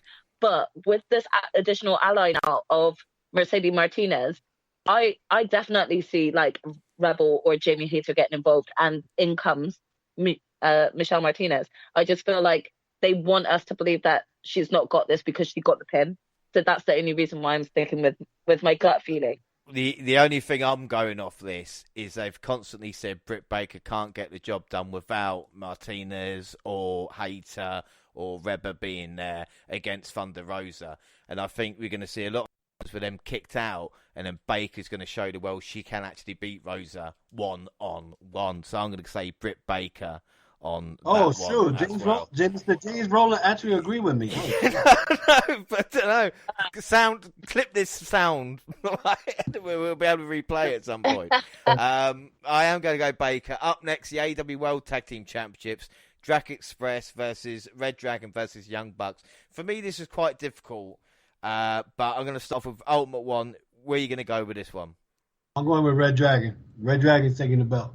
I think I might sound crazy, but I think that title reign the Jurassic Express has is kind of weak. They should have had those tag team belts years ago, about 2 years ago. And I'm going with Red Dragon because I know the Young Bucks are not going to get it again. That's for sure. The Red Dragons, I'm going with Red Dragon. Monty, who are you saying?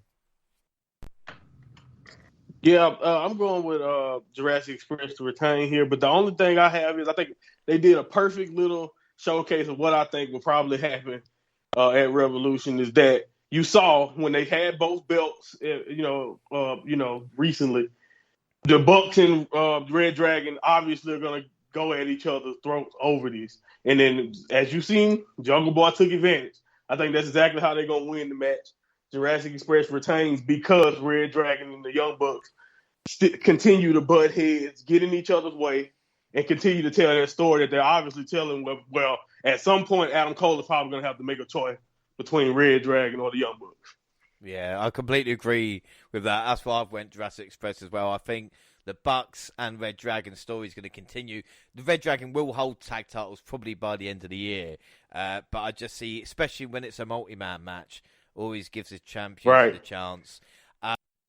Jaxie, who are you saying for this one?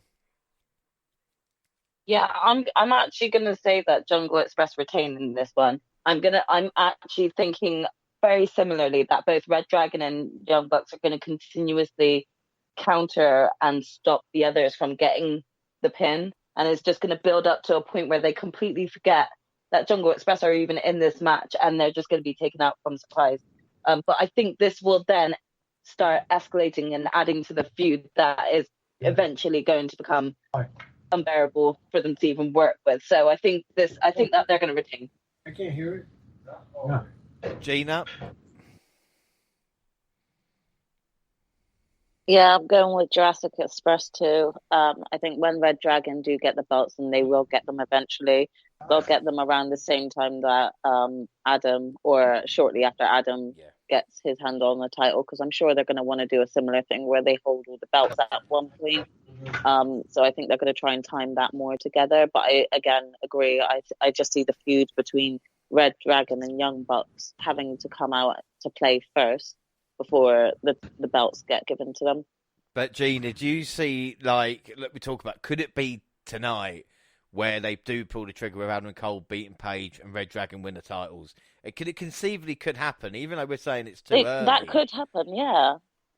I mean, I don't think I'm going to be mad if they do it, even if it does feel like it's a bit too early. I think we're all assuming that it is a bit too early for that to happen.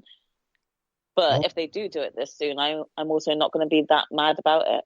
Yeah, it's going to be interesting to see what happens there. All right, our next match then, Jade Cargill versus Tay Conte. And again, I'm going to say, does anybody is not going for Jade Cargill in this one? Excellent. No.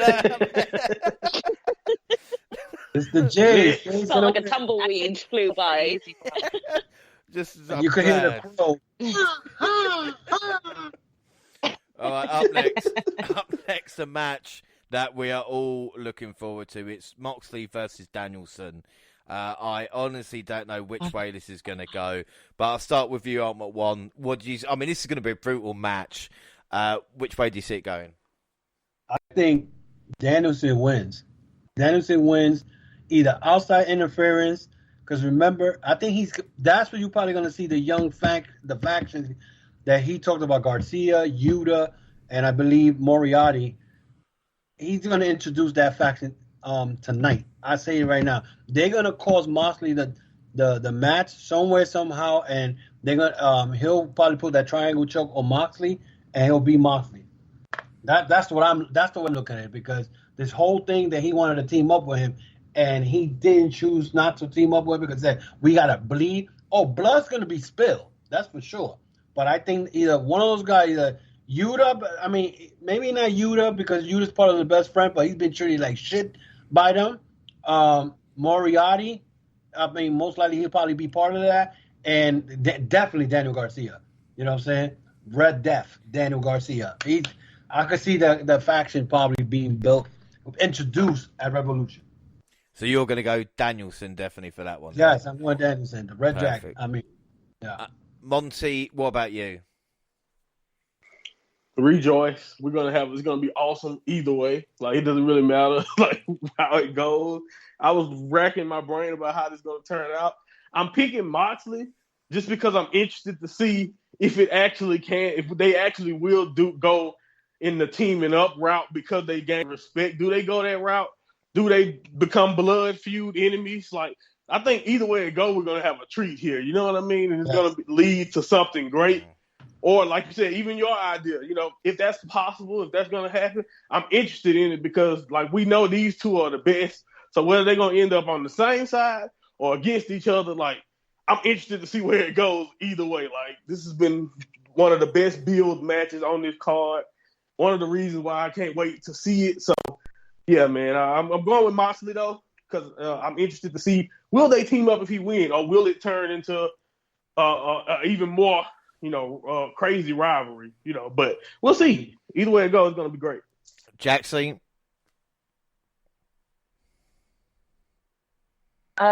Yeah, I'm going to have to go ahead and agree and say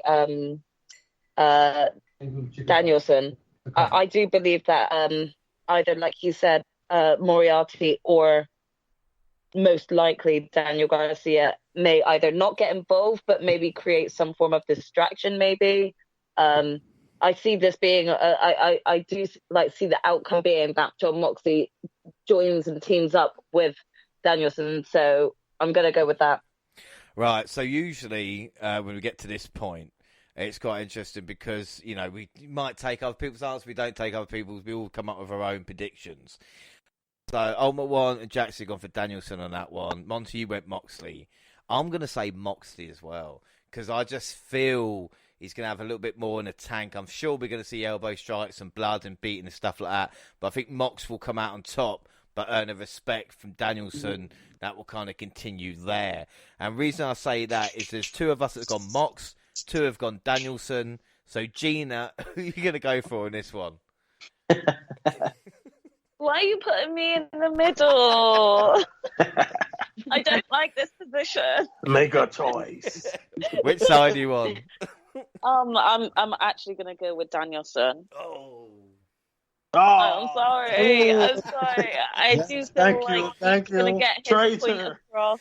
Jesus. I think he's gonna get his point across. He already made it known that he wants a faction in place, but he wants that faction in place by his rules and the way he wants to show. He's trying to show all of them and entice them into this. So for me, I feel like he needs to get this win to get the respect of Mox, and then Mox will join him. So yes, I'm going to go with Daniel Bryan. Never beaten him. It's interesting. I mean, but they could then tie into that when they eventually want to break them up and be like, right, now Mox is finally going to beat him. Up next, they can hold off. Tornado Rules, Sammy Guevara, Darby Allin, Sting versus Matt Hardy, Andrade, and Zaya Cassidy. Is anybody going for the hills in this one? All right, good. Excellent. There we go. I think we're all on the same page there, be fair to say. All right, we'll move on to a different, harder one. Does anyone, can I quickly ask, does anyone see Jeff Hardy making an appearance? No, it's too soon, I think. Yeah, it's a few days too soon. Unless he want to get sued, I suggest he wait these few days. Oh, is it not up yet? No, I thought I think it's the 9th. Yeah, 9th, March 9th or whatever. Oh, okay. That's not just after, man. Yeah. Trust me, WWE will sue him. Yeah, they will. Up next, Chris Jericho versus Eddie Kingston. This has been a feud that's kind of caught me a little bit because, you know, I don't mind Eddie at all. And I think Jericho's work of, you know, he is the guy in AEW. He is the one. You know, AEW wouldn't be where it was today if it wasn't for Chris Jericho. And Eddie Kingston's problem is he can't get the job done. He never wins a big one. Can he tonight? I'm going to say, yeah, Eddie Kingston gets the job done on Chris Jericho. Either it's down to Santana or Ortiz or something like this. But I think this is going to be an absolute banger as well. But I'm going to go Eddie. Ultimate One, what are you saying? Say that again, I'm sorry? What are you going to go for, Jericho versus Kingston? I'm going Eddie Kingston. It's a New York boy. I got Eddie Kingston. He's going to prove it. And the reason is because, again, the storyline is, you know, Eddie Kingston can't win the big one. You know what I'm saying? And the way I'm looking at it now, the Jericho, I think, you know, he knows his career is coming to the twilight. Now he's going to put people over. And I think this is perfect for, you know, probably for the boring storyline you said about the inner circle, you know, to probably then Eddie Kingston probably taking over and managing Santana Ortiz in the future. So I have either Eddie Kingston's going to do something that's going to either he's going to cheat or do something, or the Santana Ortiz may cause Jericho the match, but I'm going with Eddie Kingston. Monty, what about you? Yeah, I'm going with Kingston too. You know, I think I think that's just the right thing to do. Jericho doesn't need this victory. You know what I mean? It's one of those situations too where I think Kingston needs it way more than Jericho would in this situation. I just think it'll just be the smartest thing to do to give it to Eddie Kingston. He's riding a wave of popularity that's well deserved. And I agree with all the moves with Ortiz and Santana going forward, depending on whatever they want to do there, whether it's, like you said, a distraction. The only thing that kind of threw me off, I didn't understand why they dapped Jericho up. Maybe they just setting him up to actually distract him or something. I don't know. That kind of confused me or whatever, but it didn't matter. I'm definitely excited to see this, but I'm going with Kingston. I just think that's the right thing to do. Yeah, I think so. Jaxie? Yeah, I've been a fan of Kingston right from the very beginning, and I just want to see him win.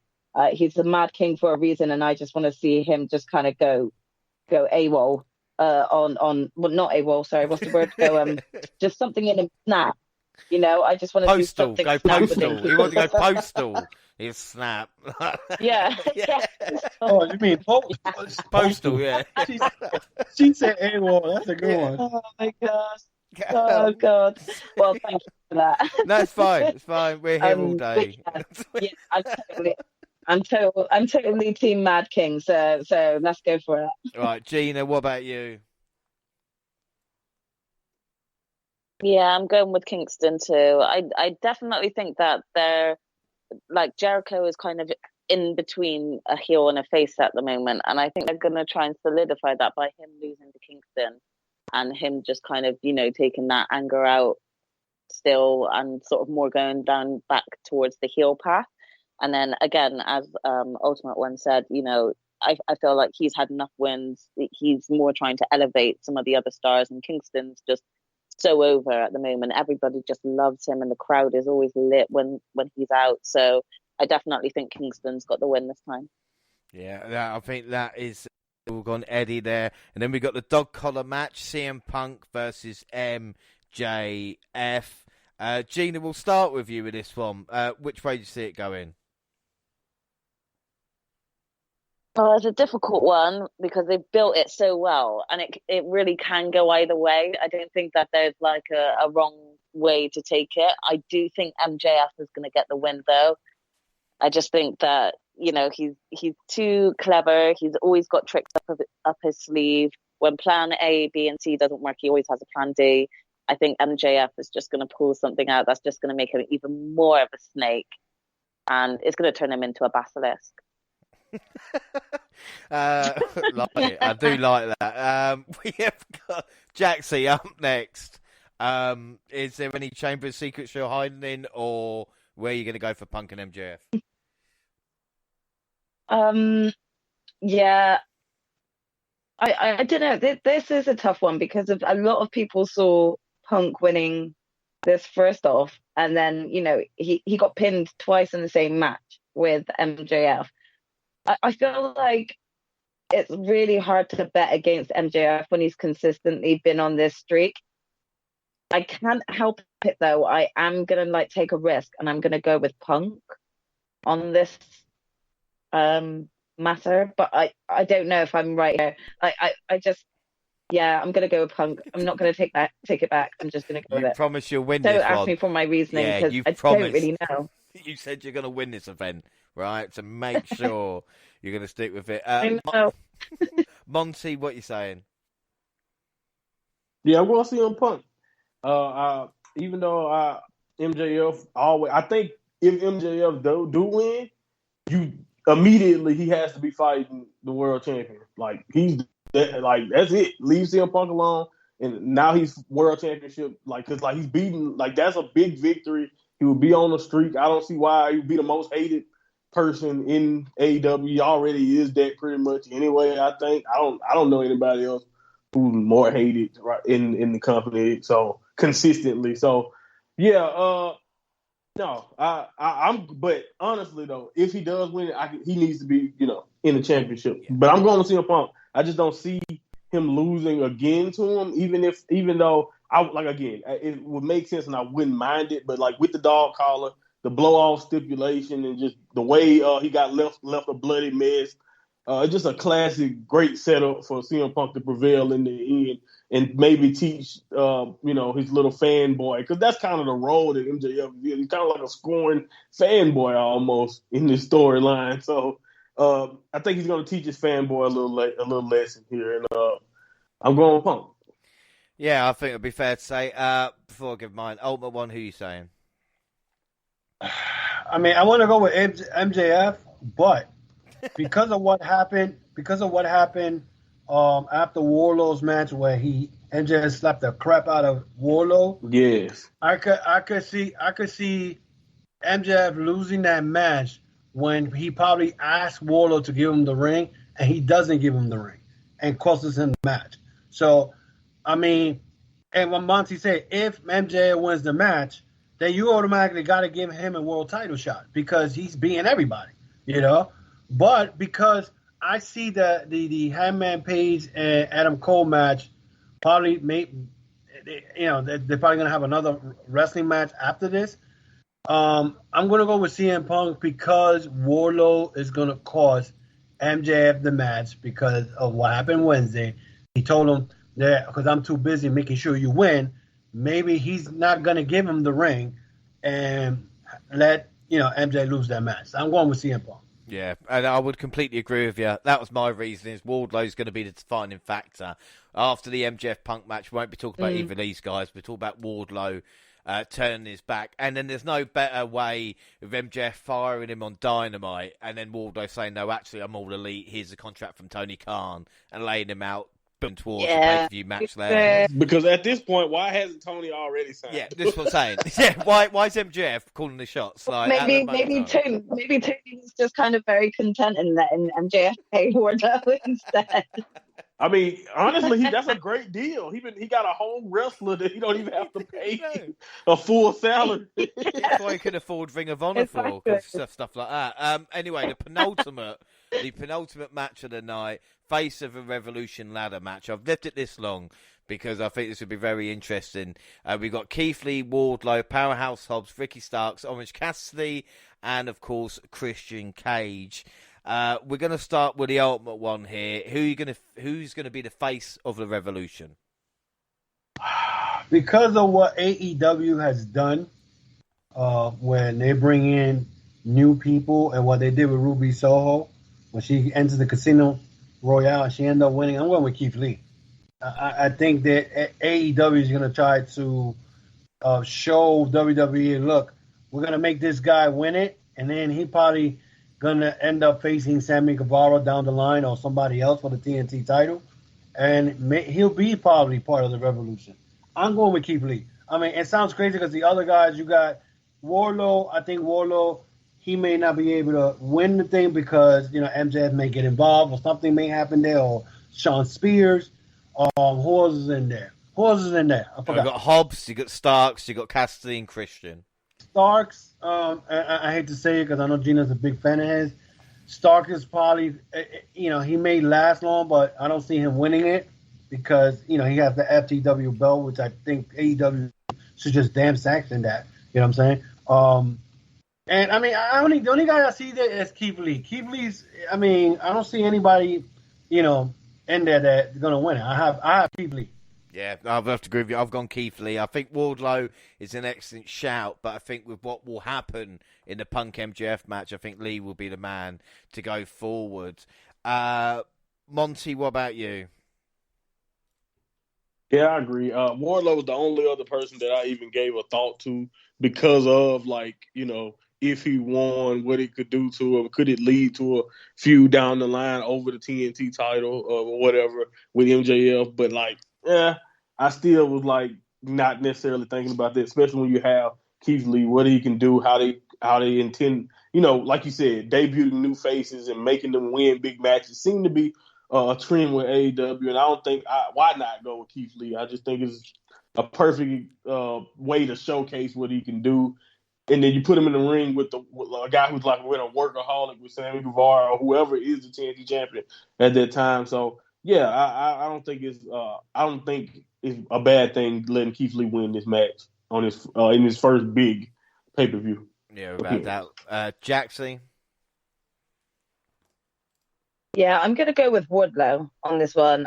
I just kind of I saw it the other way around where Wardlow could win and then this continued to escalate because of MJF felt, maybe betrayed by Wardlow. So he then claims that he wants that title match, and this continues to escalate where Wardlow fights for the fact that he's getting it, that match, not MJF.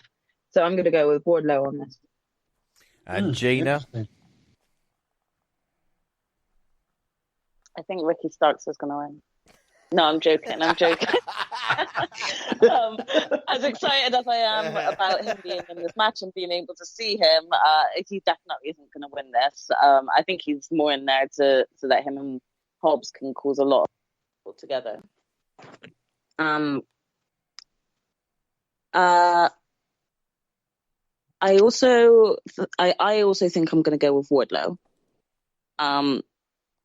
Yeah, that was in my mind beforehand that he was going to get this. MJF was going to get a bit jealous, and then that's going to escalate even more into their feud. So I'm going to go with Wardlow. I do want Keith Lee to win though as well. So if he does win, I'm not going to be mad. Yeah, if Ricky Starks win, he will never speak to you.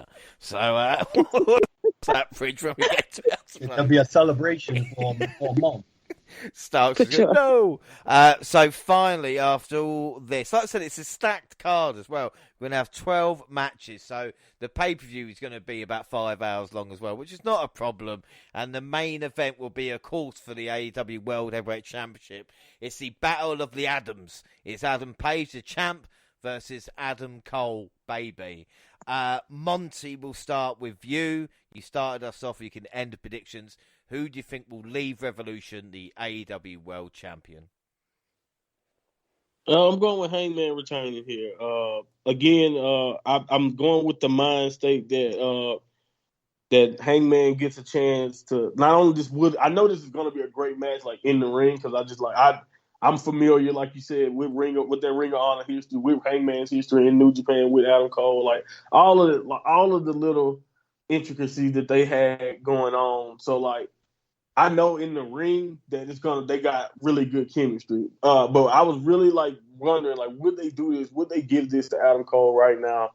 You know, and but I think maybe again to force Adam Cole to finally make a decision between his friends, something else could happen. Because I know maybe some shenanigans could happen here with Red Dragon and the Bucks possibly coming out. And I think whatever happened, if what I said happened leaks from that tag match into this world title match, Hangman can take advantage with the Dark Order, maybe possibly helping out too, to clear the area, and then we get a retain from a lariat from a Hangman. That's just the way I see it going, but I don't know. Jaxie, what about you? Who are you going to go for in this one? It's a Philly cheesecake. You got cheese. Haven't you already done me? American cheese, guys. For the Cole Adam Page match. Did you sorry, the Cole Adam Page match. Yeah, gonna definitely go with Hangman. You're gonna go Page, yeah. I don't see him losing the title just yet. I do see that I do feel like, you know, there's going to be a lot of tomfoolery, but I feel like there's going to be a major distraction from potentially like Young Bucks and Red Dragon coming out and trying to involve themselves and potentially arguing between themselves outside. That's going to like take the attention away from Hangman Page. So Adam Cole's going to try and like sort that out, and then that's when he's going to take full advantage and probably eat a buckshot lariat. And Gina, who are you going to go for, Page versus Cole? I'm definitely going for Page as well. I do think Cole will get the belt eventually, but I don't think it's going to be right now. And I think that they've got more that they want to do with Hangman Adam Page before he loses the belt. So I'm going to go with him. Yeah, I would have to agree with you there. I mean, I've been wanting Cole to win, and like I said, if Cole does win, I wouldn't be that upset, you know. And the other thing in my back of my mind is Page is beating Omega, and if Cole can beat Page first time, or as they say in AEW, then he will have something to boast about with Kenny when Omega comes back, when we're going to get that feud with him and the Bucks versus Red Dragon and Cole. But again, I think it's too early for Page. Adam Page retains his world title. So Ultimate One, you are last. Page versus Cole. Which way does this end? This shit is hard. It's hard because I want to go with Adam Page, but something tells me Adam Cole may win it. But then again, I'm going along with what you guys are saying. It's too early. The only way I could see right now, I'm leading to the only way I could see Adam Cole not winning it is either Red Dragon comes out to help him, but then the Young Bucks come out and there's a whole confusion and he gets caught with a buckshot lariat. So with that being said, I'm going to go with Adam Page. You know what I'm saying? My gut feeling telling me that Adam Cole may win it, but I'm going to go with Adam Page because I'm going along with the storyline is going on because of the Red Dragon Young Bucks situation. And then, you know, we don't know where that whole championship is going to end up. I mean, I had Red Dragon winning it. So it's hard. But I'm going to go with Adam Page. Well, that's it for predictions then, our final one there. So what an event it will be, all a few different choices. And, of course, you'll find out who wins the predictions when we do our review show. And I was thinking, like we did with the Royal Rumble, is everybody up for doing it again, maybe like either Tuesday or Wednesday, and doing the full review for the pay-per-view as well? I mean, we'll go around. Jaxie, is that all right? What is it, what? What is he going to do? Well, we're going to try and do the review of the pay-per-view in a couple of days. So, Jaxie, are you up for that? Of course, obviously, I will be there. Well, it's always nice to ask. Gina, you going to be a part of this as well, obviously? Yeah, I actually had it penciled in for Wednesday. Awesome. Well, we got that there. Monty, what about you? Yeah, man, just let me know. And the ultimate one, if you can make it. But finally, before we go, the countdown to Revolution was on as well, another half-hour show. This was slick, well-produced stuff from AEW. Probably what they do best in making the pay-per-view feel special. And having Taz, JR, and Tony does add a lot of gravitas to it. But I think that's enough now. I think that's 3 hours of AEW talk. Like we said, we've got happening tonight. We have got our prediction set, and that is it. Don't forget, across all social media, Twitter at the WNR Podcast. I'm at the WNR JR. We'll start with Ultimate One. Plug your stuff and tell where people can find you.